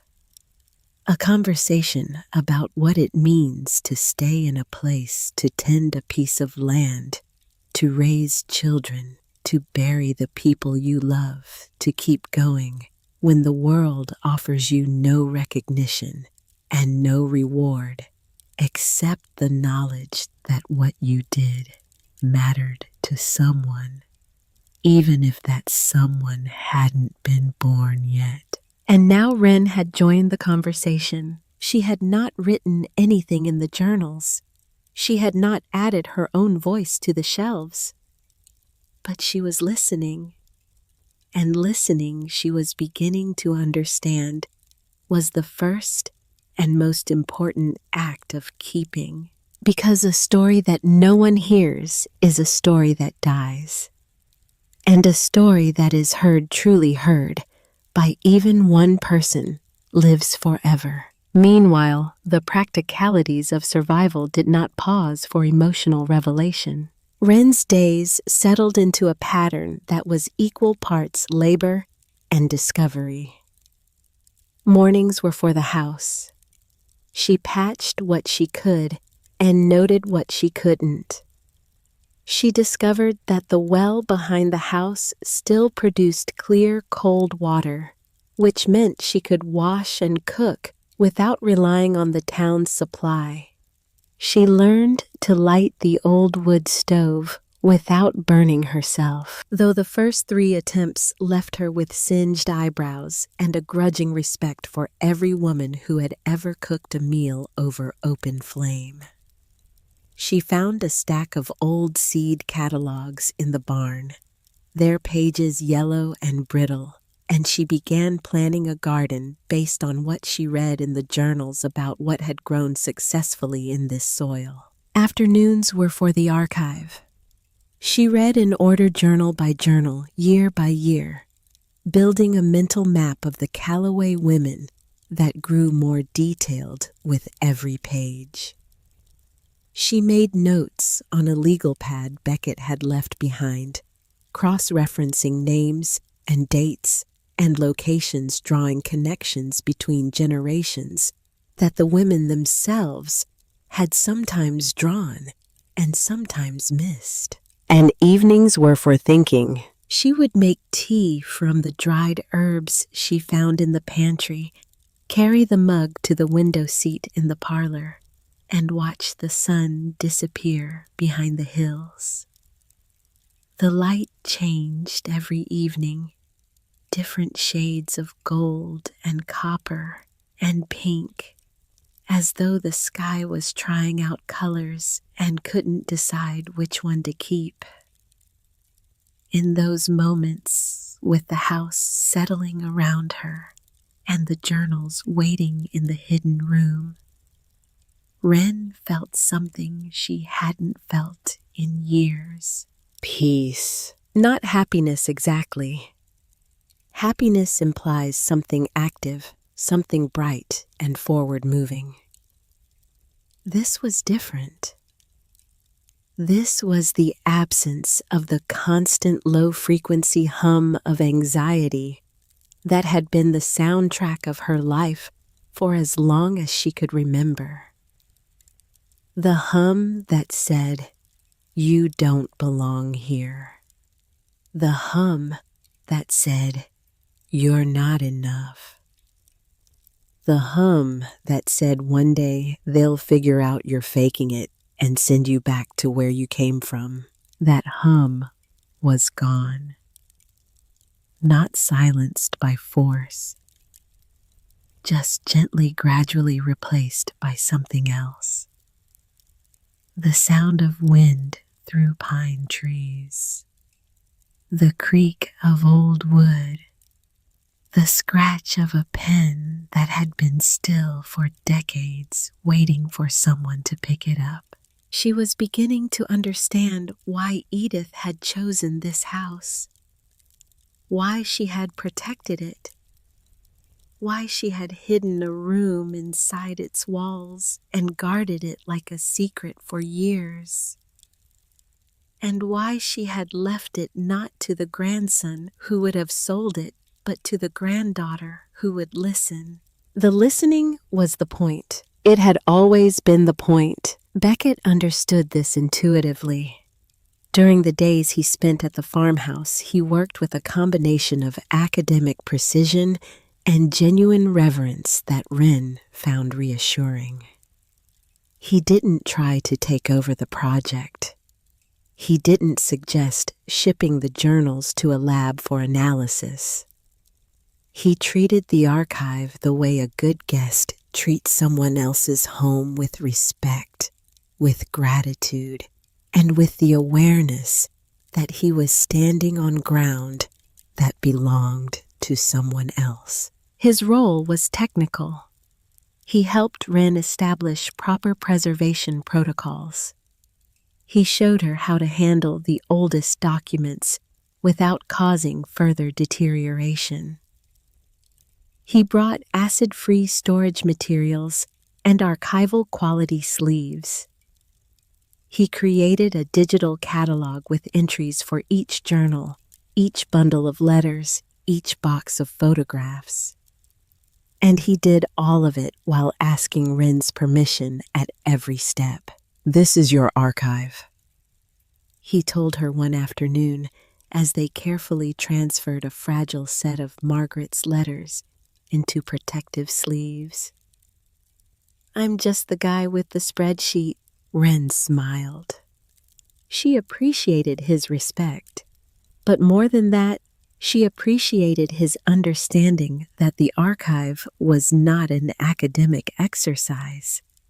It was a living thing. It breathed. It spoke. And it deserved to be treated not as a specimen under glass, but as a guest at the table. A guest who had been waiting a very long time to be invited back. By the time Beckett returned to Lexington in late December, the archive had been organized, cataloged, and stabilized. He promised to return regularly, and he kept that promise. But the daily care of the collection, the reading, the protecting, the keeping, that remained Wren's responsibility. She took it seriously. Every morning before she began the day's repairs, she entered the hidden room and spent 30 minutes reading. Not cataloging, not researching, just reading. Sitting at the desk, oil lamp, burning a cup of coffee growing cold beside her, listening to the voices that had been patient enough to wait for someone who would hear them. It became a ritual, a practice, a form of devotion that didn't require a church or a prayer book. Just a woman, a desk, a lamp, and 100 years of handwriting that still had something to say. January came hard and cold. The tax deadline moved closer. Grant filed his challenge to the will, and a notice arrived from the county courthouse informing Wren that a hearing had been scheduled for April. The legal language was dense and impersonal, but the meaning was clear. Grant was claiming that Edith's will had unfairly excluded a biological heir, and that the farmhouse property should be subject to co-ownership pending review. If the court sided with him, he would have the legal right to force a sale. Wren read the notice 3 times, folded it carefully, and placed it in a drawer beside Edith's letter. Then she went back to work, because work was the only thing she could control. She repaired the front porch. She replaced the broken windows with glass she bought at a salvage yard in town. She patched the worst of the roof leaks with materials Helen Marsh helped her find. She cleaned and organized the hidden room with Beckett's guidance until the archive looked less like a forgotten storage space and more like a library. Her hands blistered. Her back ached. She fell into bed every night too exhausted to dream. But she kept going, because every nail she hammered and every board she replaced felt like a promise being kept. Not only to Edith, but to herself. For the first time in her life, Wren wasn't waiting for someone else to rescue her. She was building her own future. And that realization, quiet as it was, changed everything. Word spread slowly the way it does in small towns. Helen told a friend. That friend told a cousin. The cousin mentioned it to a woman who worked at the County Historical Society. A reporter from the Cedar Hollow Gazette called and asked if she could visit. Wren said yes. The article was small, a half-page feature in a weekly paper that most people used to wrap fish or line bird cages. But it carried a photograph of Wren standing in the hidden room, surrounded by shelves of journals, and it included a quote from Beckett Hale, calling the archive one of the most significant regional historical discoveries in recent decades. The article reached exactly one person who mattered. Dean Holloway. Holloway was the chairman of the Harlan County Board of Supervisors. He was 63 years old, a lifelong Cedar Hollow resident, and the kind of local politician who kept his seat by knowing everyone's name and attending every funeral. He had supported Sutler Development's resort proposal publicly. The project would bring tax revenue and jobs. And Dean Holloway believed in tax revenue and jobs the way some people believe in gravity. But the newspaper article made him pause, and for the moment that pause was all Wren needed. February arrived with ice storms and a stillness that felt like the whole county was holding its breath. Then the director of Willow Creek Children's Home sent an email. Wren opened it on her phone while sitting on the front steps, wrapped in a blanket, watching her breath freeze in the morning air. She read it twice, certain she was misunderstanding. The director had seen the newspaper article. She had a question. Would Wren be willing to host a small group of teenage girls from the orphanage? Just one visit, just one afternoon, to see the farmhouse, to hear some of the stories from the archive. Wren set the phone down. She looked at the house behind her. The repaired porch, the clean windows, the smoke rising from the chimney. Then she looked at the fields beyond, still brown with winter, but already showing the faintest traces of green where new growth was pushing through the frozen soil. She thought about a 10-year-old girl sitting by a window pretending to read while watching a parking lot. She thought about hope and how dangerous it feels when you've been taught not to trust it. She picked up the phone and typed 3 words. Yes, of course. The girls arrived on a cold Saturday in late February. 10 teenagers stepped down from a small white bus. They wore donated coats and second-hand shoes. They carried themselves with the careful, guarded posture Wren recognized instantly because she had worn it herself for years. The slight tension in the shoulders, the eyes that watched everything but committed to nothing, the smiles that appeared only when they were sure it was safe. Children who grow up in the system learn to protect themselves by expecting nothing. Hope is a luxury. Disappointment is a certainty. And the safest strategy is to keep your heart at a distance from anything that might eventually be taken away. Wren greeted each girl by name. She had asked the director to send the names in advance. She looked each one in the eye. She made sure no one stood alone. Inside the farmhouse, she showed them the restored rooms. The kitchen where Clara Calloway had first cooked meals in 1867. The study where Eleanor had graded students' papers by lamplight. The garden where Edith had grown lavender and rosemary and mint. The girls were polite but reserved. They nodded when spoken to. They looked where they were told to look. They kept their arms close to their bodies, occupying as little space as possible, the way you do when you have learned that taking up space invites disappointment. Then Wren opened the hidden library. Everything changed. She watched their eyes widen.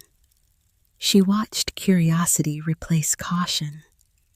She watched one girl reach out and touch the spine of a journal dated 1891 with a gentleness that made Wren's throat tighten. Another girl stood in front of a framed photograph of Margaret Calloway for so long that Wren thought she might have forgotten where she was. They weren't looking at old books. They were seeing proof. Proof that ordinary people mattered. That forgotten people had stories worth keeping. That being unknown did not mean being unimportant.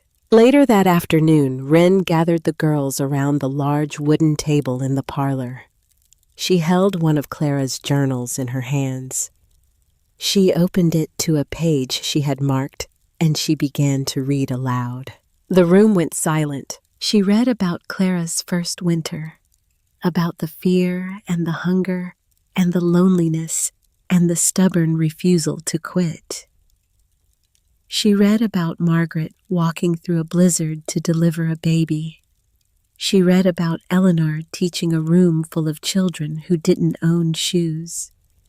Children who walked 2 miles each way through mud and cold to sit in a wooden schoolhouse because someone had told them that reading was the only door that couldn't be locked from the outside.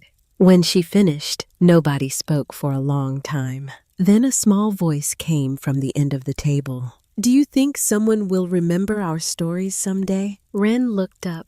The girl who had spoken was sitting in the last chair, almost hidden behind the others. She was small for 14. Her dark hair fell across her face. Her fingers were intertwined in her lap, and she was looking at Wren with an expression that broke something open inside her chest. Her name was Josie, and the question she asked was the exact question Wren had carried for most of her life. The question she had never said aloud, but had whispered into her pillow 1,000 times as a child. Will anyone remember me? Will my story matter? Will anyone care that I was here? Wren opened her mouth. Nothing came out. The words she wanted to say were trapped behind a wall of feeling so large she couldn't see around it. Then she walked to the end of the table, knelt beside Josie's chair, and placed her hand gently on the girl's shoulder. I think your story matters right now. Josie blinked rapidly. Several of the other girls looked away, trying not to cry. The room was very still. The stillness that happens when something true has been spoken and everyone present knows it. And at that moment, standing just outside the open front door, unseen by anyone inside, Frank Sutler stopped. He had come to speak with Wren, to make his case one more time, to present new numbers, new arguments, new reasons why selling was the sensible choice. He had driven up the dirt road with his offer ready and his patience intact. But he heard the question, "Do you think someone will remember our stories someday?" And he heard the silence that followed. And something inside the 60-year-old man, who had spent his life building things that could be measured and sold and valued in dollars, shifted in a way he did not expect and could not explain. Because Frank Sutler had grown up poor.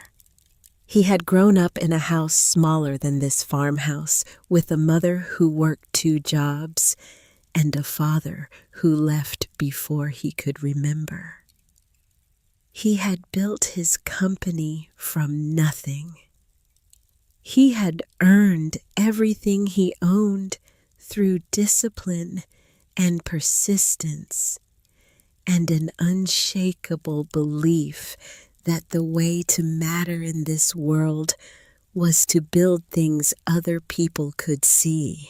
But standing on that porch, listening to a 14-year-old girl ask whether anyone would ever remember her, Frank heard a question he had never allowed himself to ask about his own life. And the answer he found inside himself was not the one he expected. He turned away without knocking. He walked back to his truck. He sat behind the wheel for a long time, staring at the farmhouse through the windshield, his hands resting on the steering wheel, his jaw tight.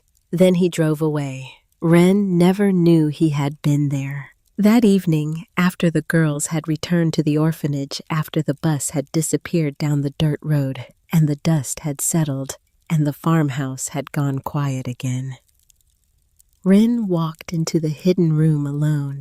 The shelves stood around her. The journals, the letters, the photographs. Generations of women who had lived and loved and struggled and survived without anyone outside this valley ever knowing their names. She thought about Josie's question. She thought about Edith's letter. She thought about the tax deadline, 30 days away now, and Grant's legal challenge scheduled for April. She sat down at the desk in the same chair where she had first discovered Clara Calloway's journal, and she placed her hands flat on the worn wood. For the first time, the fear and the doubt and the weight of everything pressing against her felt smaller than the thing she was trying to protect. Not gone, just smaller. She didn't know yet how she would save the farmhouse. She didn't know whether the courts would side with her or with Grant. She didn't know whether the money would come or whether the county would take the land. But she knew one thing with absolute certainty. She was not leaving, not because the house needed her, but because, for the first time in her life, she had found something worth staying for, something worth fighting for, something Edith had seen in her long before she could see it in herself. And sitting in that hidden room, surrounded by 130 years of women who had refused to disappear, Wren Calloway made a promise. Not to Edith, not to Clara, not to the archive, to herself. Whatever comes next, she whispered into the quiet of the room, I will still be here. The oil lamp flickered. The journals listened. And outside, the last cold wind of February moved across the hills of Cedar Hollow, carrying with it the faintest suggestion of spring. March arrived the way trouble usually does. Not all at once, but in pieces, each one small enough to ignore on its own, but heavy enough together to break what was already bending. The tax deadline was 30 days away. 29 really, if Wren counted from the morning she woke to find another letter from the county assessor's office sitting in the rusted mailbox at the end of the road. She didn't need to open it. She already knew what it said.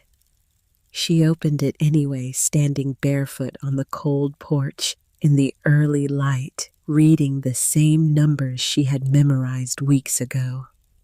$11,214, due by March 31st. Sincerely, the Harlan County Tax Assessor. She folded the letter and placed it on the kitchen table beside the others. The stack was growing. Tax notices, legal correspondence from the county courthouse regarding Grant's challenge, a letter from Sutler Development formally reiterating their interest in the property. Each document polite, each document final, each one tightening the circle around the farmhouse like a noose drawn slowly and patiently by hands she could not see. Wren sat at the table and studied the numbers one more time. The community donations that trickled in after the newspaper article amounted to just over $2,000. Generous for a town as poor as Cedar Hollow, but nowhere near enough. Beckett had reached out to 2 universities about emergency preservation grants, but grant cycles moved in months, not days. There was no money coming. Not in time. She looked at the kitchen she had restored with her own hands. She looked at the doorway that led to the parlor, the hidden passage, the archive, the shelves that held voices nobody else in the world could hear. Then she stood up. She did not know how she was going to save the farmhouse, but she knew she was not going to save it by sitting at a kitchen table staring at paper. She was going to save it the only way she knew how, by letting the stories speak for themselves. The idea had been forming for weeks, gathering slowly in the back of her mind. She had seen what happened when the girls from Willow Creek visited the archive. She had watched their faces change. She had watched fear become curiosity, and curiosity become wonder, and wonder become something deeper, something that looked like recognition, as though they were seeing for the first time proof that people like them had existed before and had mattered. If 10 teenagers could feel that in a single afternoon, what would happen if the whole town felt it? Wren spent 3 days preparing. She copied passages from the journals by hand, selecting the most powerful entries from each generation. Clara's account of building the farmhouse, Margaret's diary from the influenza winter, Eleanor's letters about teaching children who had never held a book. She organized them chronologically and arranged them on the parlor table alongside the original photographs, the maps, the handwritten recipes, the pressed wildflowers that had survived between the pages of Dorothy Calloway's Bible for more than 70 years. She asked Helen Marsh to spread the word. Helen, who knew everyone in Cedar Hollow and who had been waiting for decades for a reason to talk about Edith Calloway's farmhouse, did not need to be asked twice. On a Saturday morning in the second week of March, Wren opened the doors of the farmhouse to the public. She didn't know what to expect. She thought maybe a dozen people would come, maybe fewer. Cedar Hollow was a small town, and small towns had short memories for anything that wasn't their own trouble. People had their own problems, their own bills, their own grief. She would not have blamed anyone for staying home, but they came. First, Helen, of course, arriving early with a plate of cornbread and a look of fierce pride on her face. Then the woman from the Historical Society carrying a notebook and a camera. Then a couple from down the road. Then a family of 4. Then a group of elderly women from the church Edith had attended. Then people Wren didn't recognize people from the next town over. People who had read the newspaper article. People who had heard about the hidden room through whispers and word of mouth, and the invisible current that carries stories through rural communities, the way rivers carry water through valleys. By noon, there were more than 40 people inside the farmhouse. Wren stood in the parlor and read from the journals. She read Clara's words about the first winter. She read Margaret's account of walking through a snowstorm to deliver a baby. She read Eleanor's letter to a student who had moved away, asking him to please keep reading, because books were the only things that could not be taken from you. The room was silent, not the silence of boredom or politeness. The silence of people hearing something true and recognizing it the way you recognize a face you haven't seen in years, but never forgot. An old man in the back row removed his hat and held it against his chest. A woman in the second row wiped her eyes with the back of her hand. A teenager standing near the window looked at the journal in Wren's hands with an expression of absolute concentration, as though the words were being spoken directly to him across 100 years. When Wren finished reading, nobody moved immediately. Then the old man spoke. His voice was rough and quiet. My grandmother was a midwife too, up near Bledsoe. Delivered half the county, and nobody ever wrote a word about her. A woman across the room nodded. My mother taught at the colored school on Pine Mountain for 20 years. No records, nothing. Like she never existed. Another voice. My aunt raised 7 children alone after the mine collapsed in '62. I don't even have a photograph of her. One by one, people began sharing. Not loudly, not dramatically, just the quiet, steady act of speaking names that had gone unspoken for too long. Names of mothers and grandmothers and aunts and neighbors who had held families and communities together through decades of hardship without ever being thanked or remembered or recorded. And Wren realized something that changed the direction of everything that followed. The archive was not just about the Calloway women. It was about all of them. Every family in Cedar Hollow had stories like these. Every family had women whose lives had been essential and whose names had been forgotten. The hidden room behind the pantry wall was not the end of the archive. It was the beginning.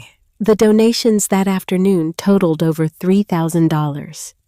Combined with the earlier contributions, Wren now had a little over 5,000. Still not enough. But something had shifted. The farmhouse was no longer her private struggle. It belonged to Cedar Hollow now. The town had seen what was inside those walls, and something in the community had changed because of it. The following Tuesday, Dean Holloway drove to the farmhouse. He arrived in a county vehicle, a tan sedan, with the Harlan County seal on the door. He was a tall man, lean, with the weathered face and careful eyes of someone who had spent his life in rooms where things were decided. He parked near the mailbox and sat in his car for a long time before getting out, as though he was working through a calculation he wasn't sure about. Wren met him at the bottom of the porch steps. "Mr. Holloway, Miss Calloway." He removed his hat. "Mind if we talk a minute?" They walked toward the garden fence. The March air was warmer now. The fields had turned green. Birds moved through the trees. Spring was arriving slowly but undeniably. Holloway rested his hands on the fence rail. "I read the article, and I heard about your event last Saturday." Wren waited. "I'll be honest with you. I supported the Sutler project. Still think a resort could do good things for this county. Jobs, tax revenue growth. We need all of it." He paused. His voice changed. The practiced steadiness of a politician giving way to something older and more personal. "But I went home after I read that article, and I sat in my kitchen, and I thought about my mother." He looked out at the hills the way men look at things they have carried for a long time and never set down. "She raised 4 boys by herself after my father died. Worked cleaning houses 6 days a week. Never complained. Never asked for anything. And there is not a single document anywhere in this world that says she existed. No photograph, no record, no story, just a headstone in the Methodist cemetery with her name and 2 dates." He looked at the farmhouse. "What you've got in there matters. I can't pretend it doesn't." Wren's hands tightened on the fence rail. "Mr. Holloway, I can't pay the taxes. I've tried. The deadline is in 3 weeks. I know. He nodded. I can't make the debt disappear. That's not in my power.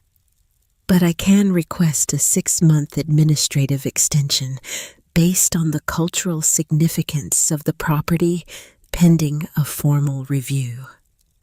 It won't forgive the debt, but it'll buy you time." 6 months. Wren blinked hard. Her throat tightened. "Are you sure?" "I'm the chairman of the Board of Supervisors, Miss Calloway. I can't make everyone agree with me, but I can slow things down when slowing down is the right thing to do." He straightened up, put his hat back on, looked at the farmhouse one more time. Your grandmother was a good woman. I didn't know about the archive, but I knew about her.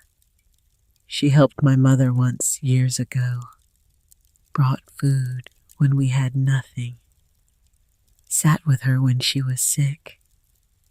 I never forgot that." He extended his hand. Wren shook it. 6 months, he repeated. "Use them well." He drove away. Wren stood by the garden fence and let the tears come. Not tears of grief, not tears of fear. Tears of relief. The kind that arrive when a weight you have been carrying alone is suddenly shared even just slightly by someone who didn't have to help but chose to. The extension was filed the following day. The tax deadline moved from March 31st to September 30th. But the court date for Grant's challenge did not move. It remained on the calendar for the 2nd week of April, less than a month away. And that was when Frank Sutler came back, Wren was in the garden when she heard the truck. She had been turning soil, preparing beds for the herbs and vegetables she planned to grow in spring. Her hands were dirty. Her hair was tied back. She was wearing an old flannel shirt of Edith's she had found in a closet upstairs, too big in the shoulders, but warm and soft, and smelling faintly of lavender. She straightened up and watched the black pickup roll slowly down the dirt road. Frank parked, stepped out, closed the door quietly. He looked different. Wren couldn't identify exactly what had changed. He was wearing the same canvas jacket, the same work boots. His silver hair was the same, but something behind his eyes had shifted. He looked like a man who had recently argued with himself and lost. He stopped at the edge of the garden. "I'm not here to buy your land." Wren wiped her hands on her jeans. She said nothing. Frank reached into his jacket and produced an envelope. He held it out to her. Wren didn't take it. She had learned to be cautious with envelopes. "What is that?" Frank's jaw tightened, not with anger, with something that looked almost like embarrassment, as though what he was about to do required more courage than anything he had done in his professional life. "It's a check. Covers the full tax debt.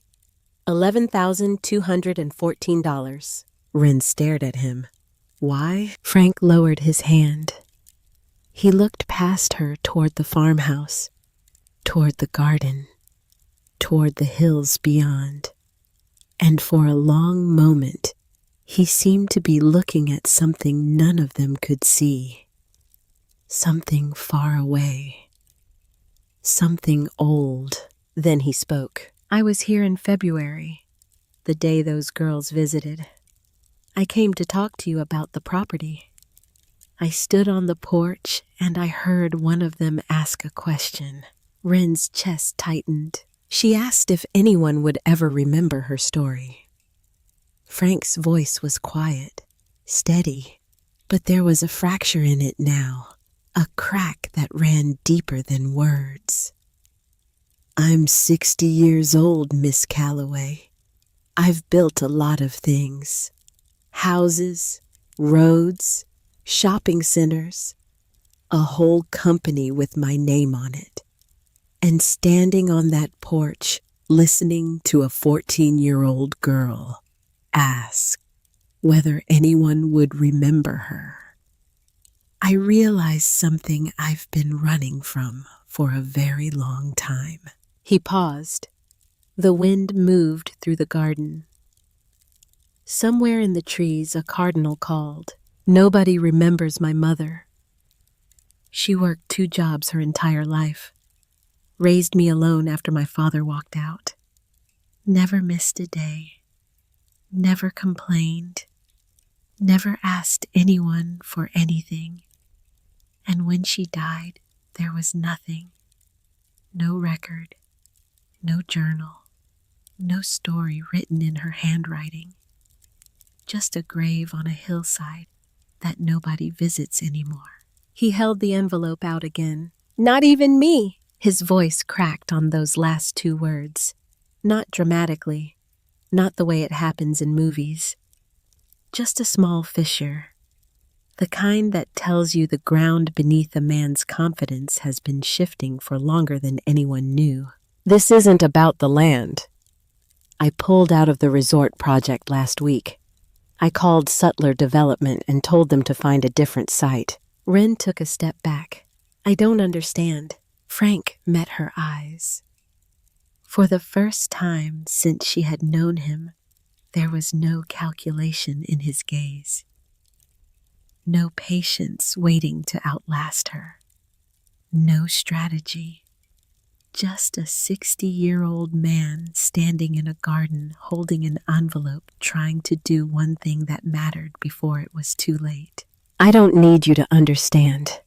I need you to let me do this." He set the envelope on the garden fence post. I have one condition. Wren's guard went up immediately. Frank almost smiled. Not a land deal. Nothing like that. He reached into his pocket and pulled out a small creased photograph. He held it out carefully as though it might dissolve in the air. A black and white image of a woman in a plain dress standing in front of a small house, squinting into the sun. She looked tired. She looked kind.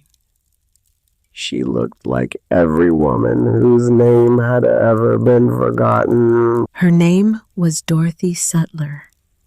She was my mother. Nobody alive remembers her except me. And when I'm gone, nobody will.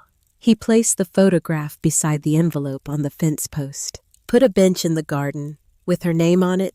That's all I ask. Wren looked at the photograph, at the woman's face, at the small house behind her, at the squint against the sun and the lines around her mouth that came from years of working and worrying and holding things together without anyone noticing.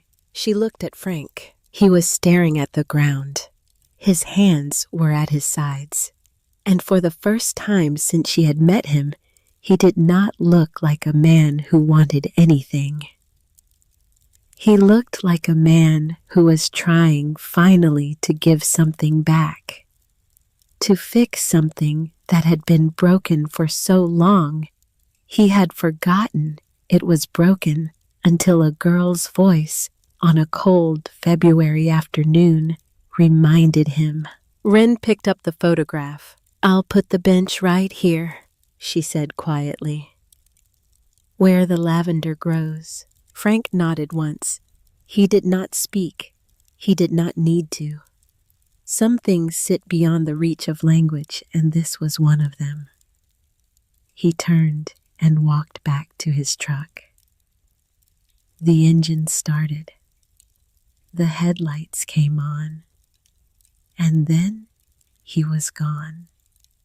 The sound of the truck fading down the dirt road until there was nothing left but the bird song and the wind and the soft green silence of the garden coming alive after winter. Wren stood alone for a long time. She held the photograph of Dorothy Sutler in one hand and the check in the other. 2 pieces of paper. One that saved a farmhouse. One that proved why saving it mattered. Because the archive was never just about the Calloway women. It was about every woman whose life had been essential and whose name had been forgotten. Every mother who worked double shifts.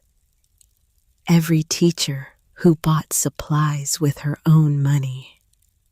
Every midwife who walked through blizzards.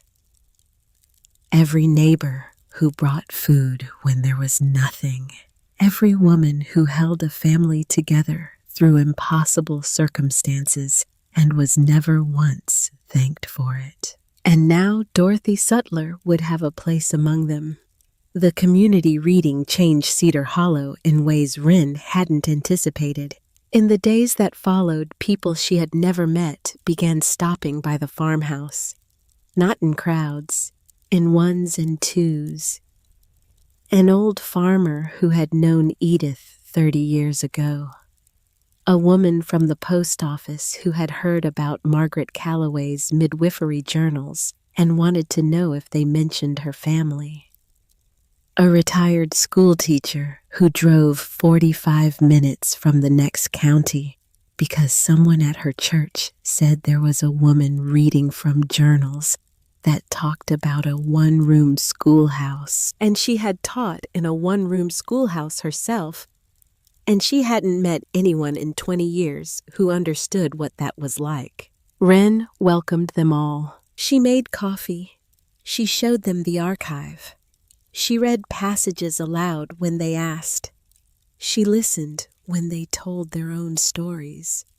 And each time someone left, they left something behind. Not money, not donations, something harder to measure. Trust, connection, the invisible thread that forms between people who have shared something real. Cedar Hollow was a town that had been emptying for decades. The young people left for Louisville or Lexington or Nashville, chasing jobs and opportunity, and the promise of a life that looked different from the one their parents had lived. The people who stayed were mostly old, mostly tired, mostly resigned to the slow, inevitable contraction of a community that the modern world had decided was no longer necessary. But something was happening at the farmhouse on Willow Creek Road, something the town hadn't seen in a long time. People were gathering, not for a funeral, not for a town hall meeting about road repairs or tax levies, for stories, for the simple, ancient, profoundly human act of sitting in a room together and hearing about the lives of people who came before. Helen Marsh noticed it first. She mentioned it to Wren one afternoon while helping her patch a section of fence near the barn. "You know what's different about this place?" Helen hammered a nail with the precise, efficient motion of a woman who had been fixing things her entire life. "It's not the house. It's not the journals. It's the fact that people leave here feeling like their own lives mattered more than they thought." Wren considered this. Helen continued. "My husband, Harold, God rest him, he worked in the mines for 37 years. He came home every day covered in coal dust and sweat, and he never once said a word about how hard it was. Never once. Because that's what the men around here did. They worked, and they kept quiet, and when they died, their wives put a date on a stone, and that was the end of it." She drove the last nail home and straightened up, wiping her forehead. "But the women talked. We always talked. We talked to each other across fences and in church pews and over kitchen tables after the children were in bed. We told each other everything. The problem was nobody wrote it down. Nobody thought it was worth writing down." She looked at the farmhouse. "Your grandmother thought it was worth writing down." Wren looked at Helen. "And you? You've been telling stories your whole life." Helen was quiet for a moment. Then she said something Wren would remember for years. "The difference between a story that lives and a story that dies is whether someone is listening when it's told. I've been telling stories for 74 years. You're the first person who ever wrote any of them down." That evening, Wren entered the hidden room and opened a blank journal she had bought at the general store in town. It was the first new journal to be placed on the shelves of the archive since Edith's. On the first page, she wrote 3 words, "The Listening Book," and beneath that, she began recording the stories people brought to her. Helen's husband in the mines, the farmer's mother who made quilts from flour sacks, the postal worker's grandmother who walked 6 miles to town every Saturday to sell eggs, the school teacher who told stories about children who wrote their first sentences on pieces of bark because paper was too expensive. The archive was growing. Not in the way Beckett had imagined through academic partnerships and university funding. In a different way, an organic way. The way gardens grow one seed at a time, put into the ground by the hands of people who believe that what they plant today might feed someone they will never meet. The tax extension Dean Holloway had arranged gave Wren breathing room, but it did not solve the underlying problem. She still owed $11,000. The deadline had moved, but it had not disappeared. Wren spent part of every week trying to find solutions. She applied for historical preservation grants. She wrote letters to foundations that supported rural archives. She contacted the Kentucky Historical Society and requested a formal assessment of the collection. Each application was a small act of faith, a seed planted in uncertain soil. Some of those seeds would eventually grow, but not all of them, and not quickly. The world of institutional funding moves at its own pace, indifferent to the urgency of the people waiting for its decisions. In the meantime, Wren did what the Calloway women had always done. She worked. She waited. She kept her hands busy and her heart open and her eyes on the horizon, trusting that the answer would come when it was ready. And on a warm afternoon in early April, 3 days before the court hearing that would determine the farmhouse's future, she walked to the garden and stood for a long time looking at the place where the lavender would bloom in summer. The soil was dark and rich. She had turned it herself by hand over the course of several weeks. Small green shoots were beginning to emerge, pale and tentative, testing the air the way all new things test the world before committing to it. She thought about Clara Calloway, who had stood in this same spot 150 years ago and planted the first garden on this land. Clara had been 16 years old. She had never grown anything before. She had arrived in Kentucky knowing nothing about soil or seasons, or the particular alchemy of sun and water and patience that turns a seed into food. But she had planted anyway, because that is what you do when you have decided to stay. You put something in the ground and you believe in it. Even when you can't see it growing, even when the frost threatens, even when the people around you shake their heads and say it'll never take root, not here, not in this soil, not in this climate. You plant anyway, and then you wait. And while you wait, you tend what you've already built. You repair what's broken. You protect what's fragile. You keep the lamp burning in the window so that anyone who happens to walk past in the dark knows that somebody is home. Wren knelt in the garden and pressed her hand flat against the earth. The soil was cool beneath her palm, alive, waiting. She thought about Edith's letter. This place isn't mine anymore. It's yours. And someday it will belong to someone you haven't met yet. Wren didn't know it yet, but she had already met that person. A shy 14-year-old girl with dark hair and serious eyes who had asked a question that changed everything. Do you think someone will remember our story someday? The answer was already growing. In the soil, in the shelves, in the pages of a blank journal waiting to be filled.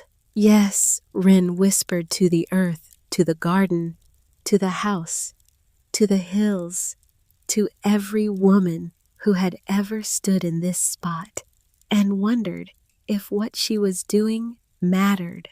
Yes, someone will remember.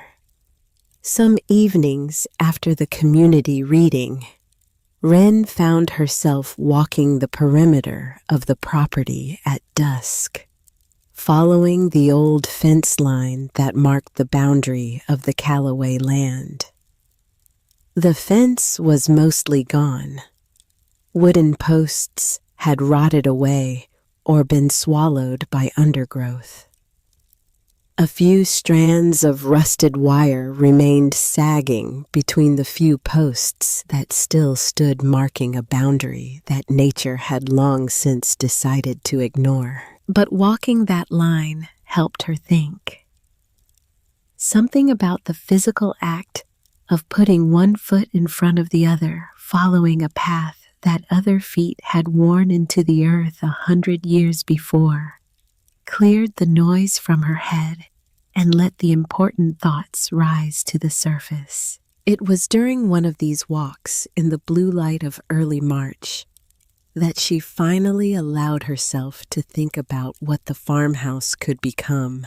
Not just a place where old journals were kept, not just a library or a museum or an archive. Something more. Something that didn't have a name yet because it didn't fit neatly into the categories the world had already created. What if the farmhouse became a place where forgotten stories were gathered? Not just the Callaway stories, though those would always be the foundation, but all the stories. The ones that belonged to Helen's husband, and Dean Holloway's mother, and the old farmer's wife who made quilts from flour sacks, and the postal worker's grandmother who walked 6 miles to sell eggs, and every other person in Cedar Hollow whose life had been essential and whose name had been erased by time. What if the farmhouse became a place where children from Willow Creek could come and learn that their stories mattered? Where they could sit at a table in a room full of journals and understand, perhaps for the first time, that the world does not begin with them, that they are part of a long, unbroken line of human experience, that the girl sitting by the window is connected through time and through story to the woman who walked through a blizzard to deliver a baby, to the teacher who bought supplies with her own money, to the grandmother who hid a room behind a wall because she believed that words written in candlelight 100 years ago still had the power to change someone's life. The idea was enormous, too large for one person, too ambitious for a woman with no money and no credentials and no institutional support. And yet the foundation was already there. The journals were there. The house was there. The community was beginning to come together. The girls from Willow Creek had already visited. Josie had already asked the question that started everything. All that remained was the courage to keep going. And courage, Wren was learning, is not the absence of doubt. It is the decision to act despite it. It is planting a garden in cold soil and believing it will grow. It is opening a door to strangers and trusting that what they find inside will matter.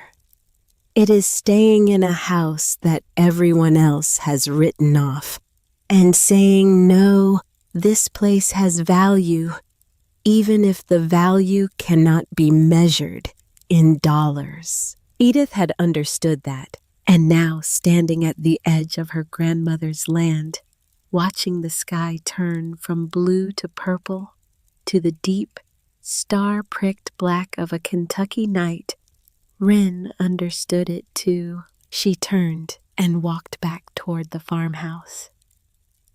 The light from the kitchen window fell across the yard in a warm rectangle. The porch swing moved gently in the breeze, as though someone invisible had just stood up and walked inside. The house looked like what it was. Not a ruin, not a burden, not a joke. A home, a keeper of voices, a place where stories came to live. Wren climbed the steps, opened the door, and went inside. There was work to do. The days between the community reading and the court hearing passed in a blur of preparation and anxiety.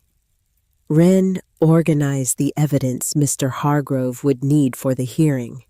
She made copies of relevant journal passages. She gathered the community's written testimonials about the archive's importance.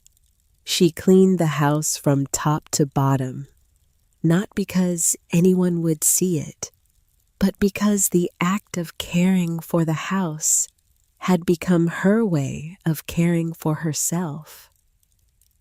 When her hands were busy, Her mind was calm.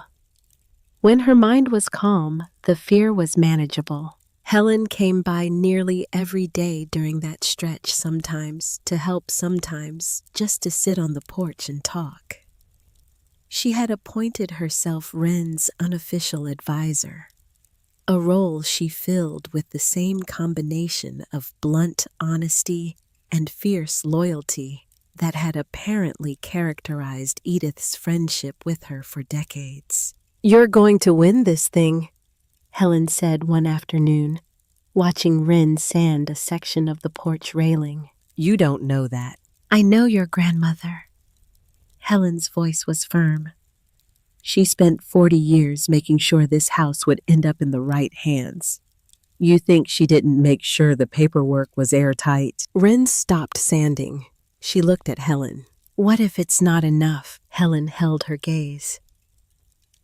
Then it'll be enough for something else.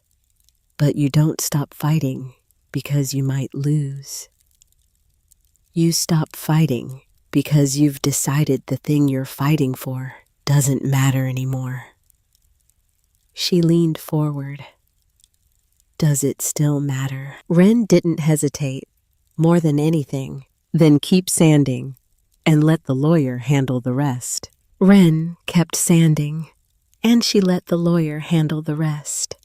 And 3 days later, she sat in a courtroom and learned that Helen had been right all along. Edith's paperwork was airtight.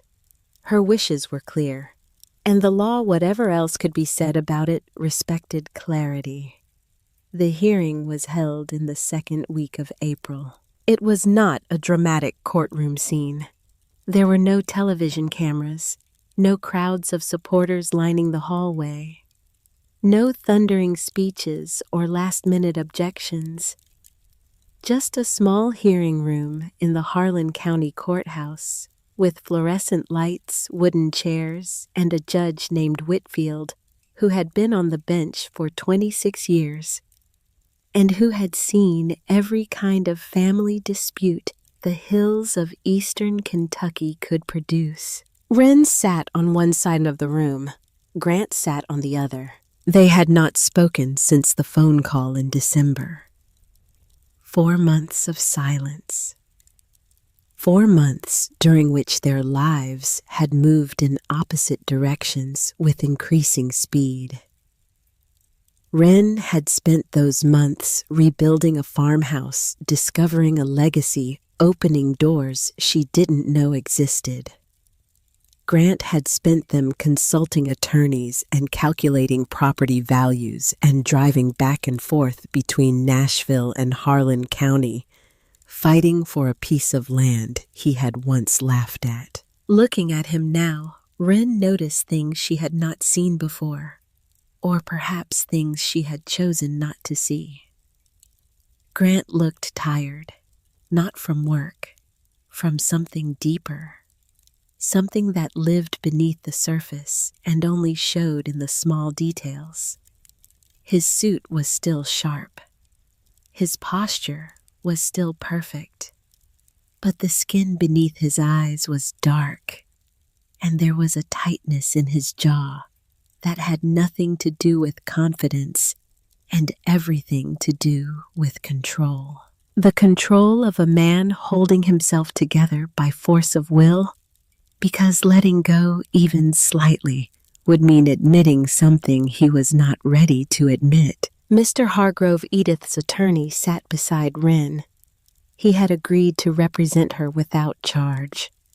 "A promise I made to your grandmother," he told her, "a long time ago." Grant's attorney was a younger man from Nashville.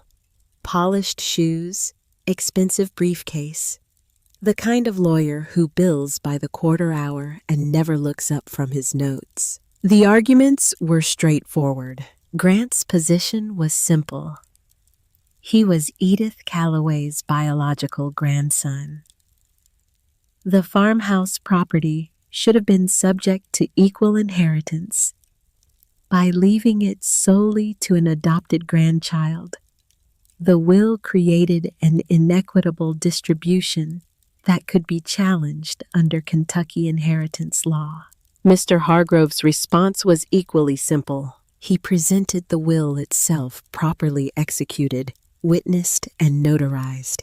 He presented documentation showing that Edith had updated her estate plan with full legal capacity, confirmed by her physician and by Mr. Hargrove himself. And then he presented the final piece of evidence. Edith's private journal. The relevant passages were read aloud. Not all of them, just the ones that mattered. Grant called Frank Sutler today.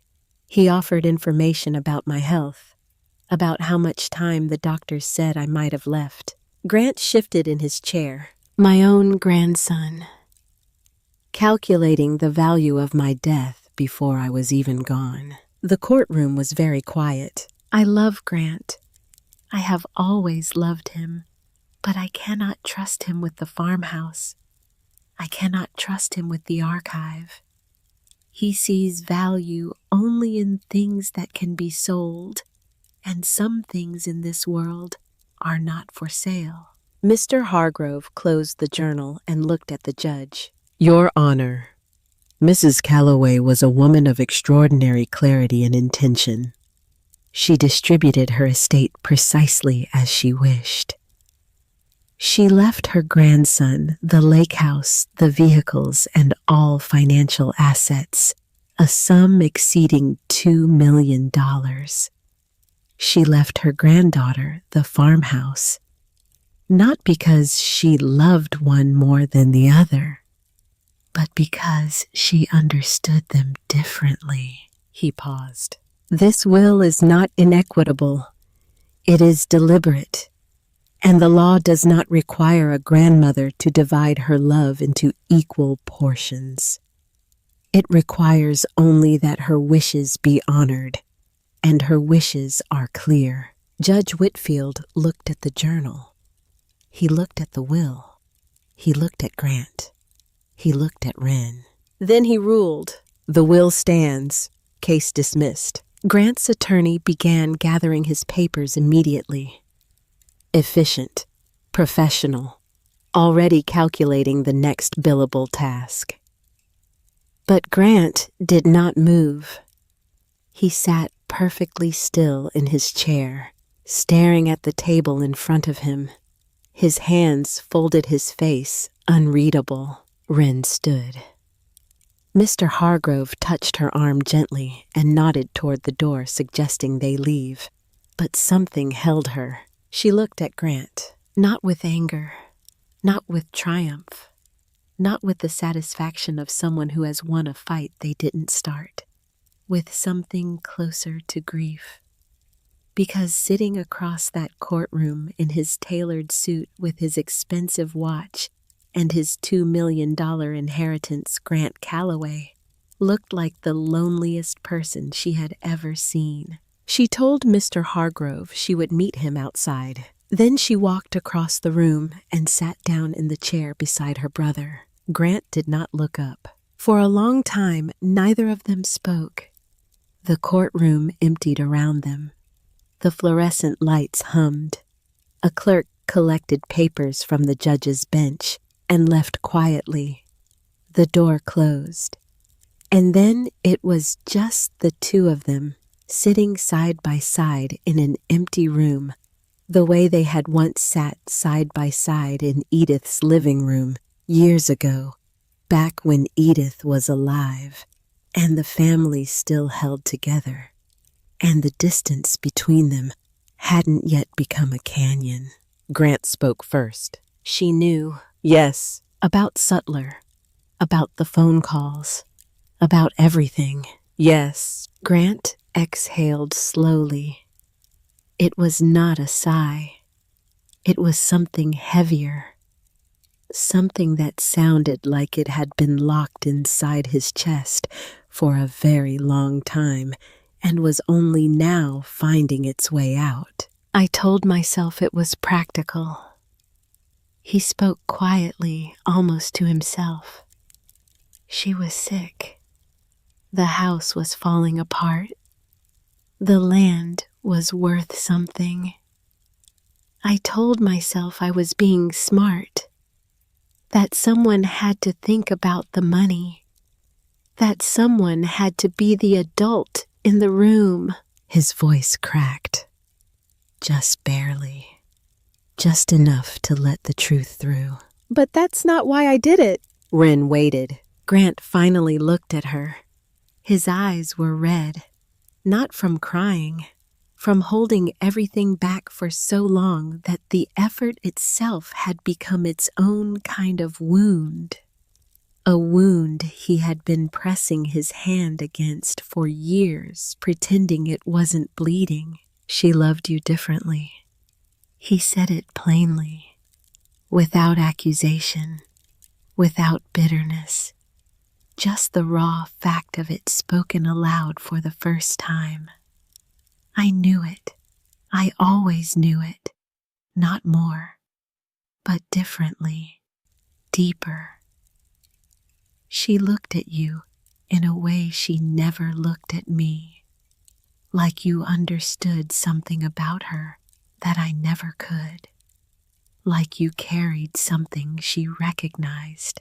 He swallowed hard. I hated that. For years, I hated it. You were the orphan. I was the real grandson. I had the blood. I had the name. I had every reason to be the one she trusted. And somehow, you were. Every time. The word trusted hit the air between them and stayed there. Wren did not look away. She did not soften her expression to make him more comfortable. She did not pretend that what he had done was acceptable or understandable or forgivable. But she also did not pretend that his pain was not real. Because it was real. She could see it. The particular kind of pain that belongs to people who have spent their entire lives performing confidence and never once admitting what they actually feel. The pain of a man who had everything the world told him to want and still felt in the deepest and most private part of himself that it wasn't enough, that he wasn't enough, that no amount of money or success or admiration could fill the space left by the simple, devastating knowledge that the person he loved most had trusted someone else more. Grant, she said quietly. He waited. She loved you. She loved you your entire life. She left you everything she thought you wanted. The house, the money, the investments, all of it. She gave you what she thought would make you happy. Her voice was steady, not cold, not warm, just honest. The way Edith would have spoken. She just didn't trust you with this. Grant stared at her. There was no cruelty in the words. No revenge. No victory lap disguised as sympathy. Just the truth spoken plainly in a room where the truth had been avoided for 30 years. The kind of truth that doesn't destroy. It clarifies. It separates what was from what might still be. It gives two people standing on opposite sides of a broken bridge the chance to at least see each other clearly, even if they can't yet cross. Grant's chin dipped slightly, his jaw loosened, and for the first time since Wren had known him, the mask fell away entirely. Not in a dramatic collapse, just a quiet release. The way a man finally sets down something he has been carrying for so long, he forgot he was holding it. "I know," he whispered. They sat in silence for another minute, maybe two. The fluorescent lights hummed. The building creaked. Somewhere beyond the courthouse walls, Cedar Hollow continued its slow, quiet existence. People drove to work. Children walked to school. Life moved forward indifferent to the small private earthquake that had just occurred in room 204 of the county courthouse. Then Grant stood. He buttoned his jacket. The gesture was automatic. A habit so deeply ingrained it happened without thought. But it no longer looked confident. It looked like what it had always been. Armor. He walked toward the door. Then he stopped. "The farmhouse," he said, without turning around. "What are you going to do with it?" Wren looked at him. "Keep it. Open it. Let people come and hear the stories." Grant nodded once. His back was still turned. His hand rested on the doorframe. "She would have liked that," he said. Then he walked out. Wren sat alone in the empty courtroom for a long time. She did not feel victorious. She did not feel relieved. She felt something more complex and more honest than either of those things. She felt the weight of a family that had broken in places it might never fully mend, and the strange, quiet grace of two people who had finally stopped pretending to each other. It wasn't forgiveness, not yet, maybe not ever, but it was the first honest conversation they had ever had, and sometimes that is enough. The months that followed moved quickly. Spring turned to summer. The farmhouse bloomed alongside the hills around it. Wren planted the garden in full, filling the beds with lavender, rosemary, mint sage, and wild flowers. She placed a wooden bench beneath the old oak tree near the garden's edge. A small brass plaque was fixed to the backrest, in memory of Dorothy Sutler, a mother who was never forgotten. Frank came by one afternoon in May to see it. He arrived in his black truck parked near the mailbox and walked to the garden without stopping at the house. He stood in front of the bench for a long time, his hat in his hands, his face turned toward the sun. He didn't say anything. He didn't need to. He sat down, rested his hands on his knees, and closed his eyes.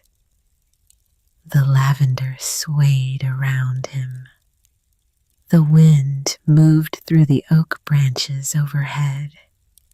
When he opened his eyes, they were bright and wet, and he nodded once at Wren got in his truck and drove away. Some things sit beyond the reach of language. and some debts can only be repaid in silence. By summer, the archive had been formally cataloged with Beckett's help and the assistance of a team of graduate students from the University of Kentucky. The collection was officially registered as the Edith Callaway Legacy Archive, recognized by the State Historical Commission as a site of significant cultural and regional importance. The designation didn't come with money, but it came with something equally valuable: protection. The land could no longer be rezoned for commercial development without a lengthy review process. The farmhouse was safe, not because of a check or a court ruling or a politician's extension, because the stories inside it had finally been heard. Researchers began visiting throughout the summer, historians specializing in Appalachian women's history, graduate students writing dissertations on rural life in post-Civil War Kentucky, a professor from Virginia who had spent 20 years searching for first-hand accounts of frontier midwifery and who sat in the hidden room for 3 hours reading Margaret Callaway's journals without moving, without speaking, without doing anything except turning pages and occasionally pressing her hand flat against the desk, as though she needed to feel the wood beneath her palm to believe what she was reading was real. Wren guided every visit personally. She knew the archive better than anyone. She could locate any journal, any letter, any photograph within minutes. She could explain family connections, historical context, regional geography. She could read a passage aloud and place it within the larger story of the Callaway women in a way that made visitors feel as though they had stepped through time itself. Nobody asked about her credentials. Nobody asked about her education. Nobody asked whether she had a degree or a title or a published paper to her name. They asked her about the stories, and she told them, because that was what she had always been good at: listening, remembering, caring about the lives of people nobody else thought to care about. It was the same gift that had made Edith choose her, and now it was the gift she gave to others. One afternoon in early July, a university researcher asked her a simple question: "What made you decide to stay?" The room grew quiet. Several people looked up from their work. Wren thought for a moment, then answered, "I didn't stay because of the house." Everyone waited. "I stayed because it was the first place that ever made me feel like I belonged." The answer moved through the room like a gentle wave. And for the first time, Wren realized something important. She wasn't merely protecting a legacy anymore. She had become part of it. The girls from Willow Creek came back 3 more times that summer. Each visit was different. The first time the girls had been cautious and guarded. By the second visit, they were curious. By the third, they were bringing notebooks, writing down passages, asking questions about the women in the journals, comparing the stories to their own lives, arguing about which Callaway woman was the bravest, laughing about recipes that called for ingredients nobody had heard of in 100 years, tracing photographs with their fingertips the way you trace the face of someone you wish you had known. And Josie came every time. She arrived first and left last.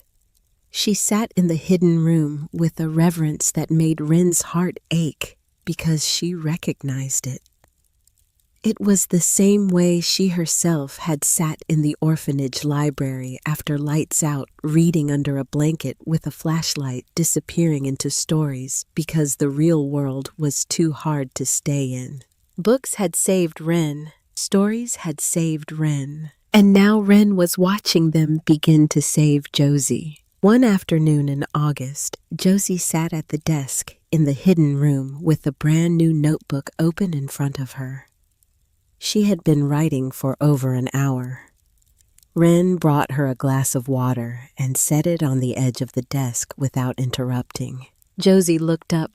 Her dark eyes were serious and bright. "I want to write my story." Wren sat down across from her. "Then write it." "But what if it's not important enough?" Wren looked at the shelves around them, at the journals, at the names, at 130 years of women who had asked themselves the same question and answered it by putting pen to paper anyway. Clara Calloway was a 16-year-old girl who married a stranger and moved to a place she had never been. She didn't know if her story was important. She just wrote it down. And 150 years later, it's still here. Wren leaned forward. "Write your story, Josie. Not because it's important enough, because it's yours." Josie looked at the notebook. Then she looked at the shelves. Then she picked up her pen and began to write. The sound of that pen on paper was one of the quietest sounds Wren had ever heard, and one of the loudest. 3 weeks later, Wren filed the paperwork to become Josie's legal guardian. It was not a decision she made lightly. She thought about it for weeks. She talked to the director of Willow Creek. She talked to Mr. Hargrove. She talked to Helen Marsh, who listened carefully, then said what Helen always said. "Your grandmother would have done the same thing." And she was right, because this was exactly what Edith had done. She had walked into an orphanage one December afternoon, carrying a tin of cinnamon cookies, and she had found a girl reading alone by a window, and she had chosen her. Not because the girl needed to be saved, because Edith recognized something in her, a quality she could not name, but knew when she saw it. The quality of someone who listens, the quality of someone who keeps. And now Wren recognized the same thing in Josie. The process was not fast, and it was not simple. There were interviews, home inspections, background checks, and enough paperwork to fill the pantry closet twice over.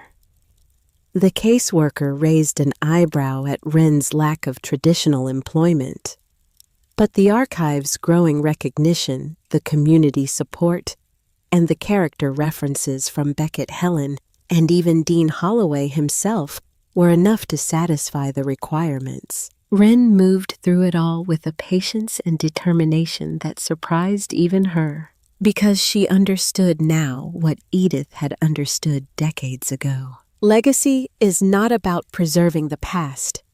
It is about choosing the future. Edith had chosen Wren, a lonely girl sitting by a window pretending not to cry. And now Wren was choosing Josie, a quiet girl sitting at a desk finding her voice for the first time.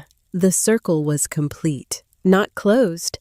Circles like this never close, they just widen. September came golden and slow. The hills around Cedar Hollow turned amber and copper. The air smelled of wood smoke and fallen leaves and the last of the summer wildflowers blooming in the garden. The farmhouse stood at the end of the dirt road, the way it always had, but it no longer looked exhausted. The paint was fresh. The porch was solid. The windows caught the morning light and held it. Smoke rose from the chimney most mornings. The mailbox stood straight. On a warm evening in the last week of September, Wren sat on the porch swing with a cup of tea cradled between her hands. It was the same swing Edith had loved.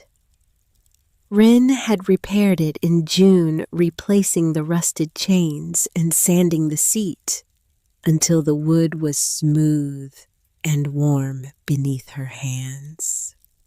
The sun was sinking behind the hills, painting everything gold. Inside the farmhouse, the lights glowed warm. Through the window, she could see Josie sitting at the kitchen table, writing in her notebook, a glass of milk beside her, and a look of concentration on her face that made Wren smile every time she saw it. Josie had been living at the farmhouse for 2 weeks now. She had her own room upstairs, the one with the window that faced east, so the morning sun woke her gently.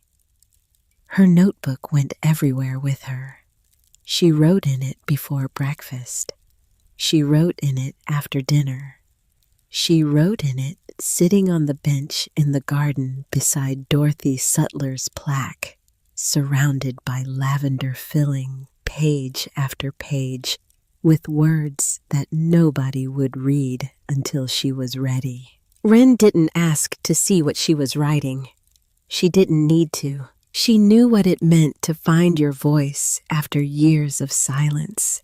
She knew the fragile, extraordinary feeling of putting words on paper and realizing perhaps for the first time that your story matters, that you matter, that the simple act of writing yourself into existence is one of the bravest things a person can do.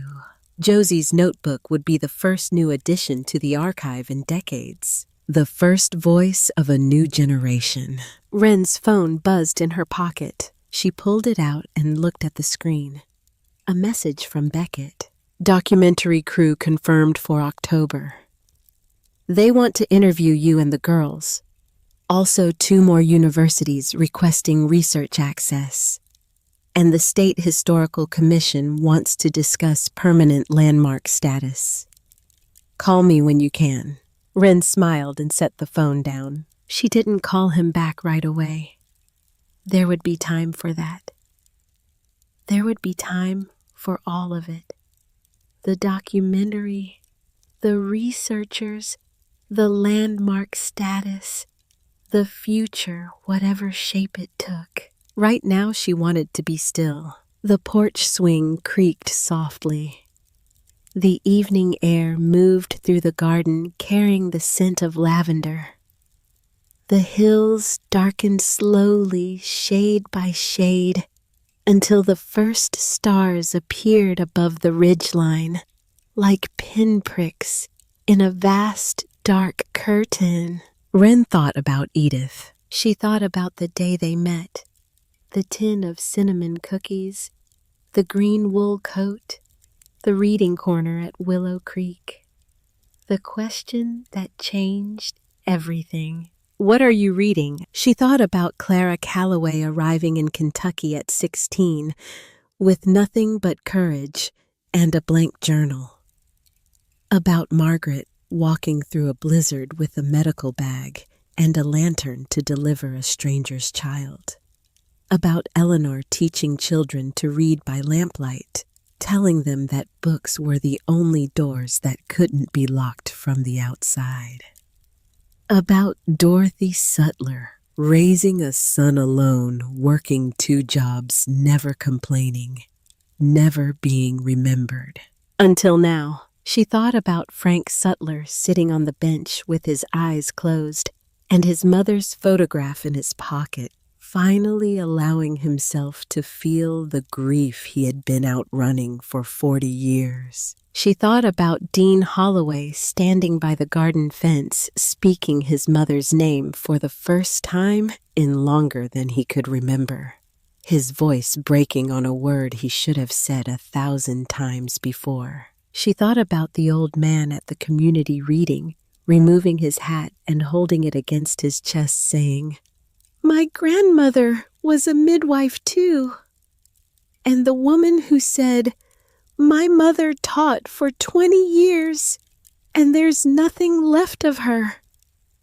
and the voice that said, "My aunt raised 7 children alone, and I don't even have a photograph." All those names, all those women, all those lives that mattered enormously to the people who loved them, and not at all to the world that forgot them. She thought about Grant, sitting in an empty courtroom after the ruling, the mask falling away, the truth finally spoken. 2 siblings who had never known each other, finally seeing each other clearly, if only for a moment, if only for the length of a single honest conversation. She loved you. She just didn't trust you with this. I know. And she thought about Josie, inside the farmhouse right now, writing at the kitchen table, finding her voice one word at a time, beginning a story that would sit on the shelves of the archive long after both of them were gone. The porch swing creaked. The stars brightened. The farmhouse glowed behind her, warm and alive and full of voices that had waited a very long time to be heard. Wren stood slowly. She walked to the front door and paused. Through the glass, she could see the hallway, the restored floors, the photographs on the walls. And hanging in the center, in a simple wooden frame, the photograph of Edith Calloway standing on this porch decades earlier. Silver hair, green coat, that calm, knowing expression. The look of a woman who had planted a seed and trusted the rain. Wren touched the edge of the frame. "You were right," she whispered. The house was quiet, but the silence was not empty. It was full of the voices of women who had lived and loved and fought and endured and written themselves into existence so that someone someday would know they had been here.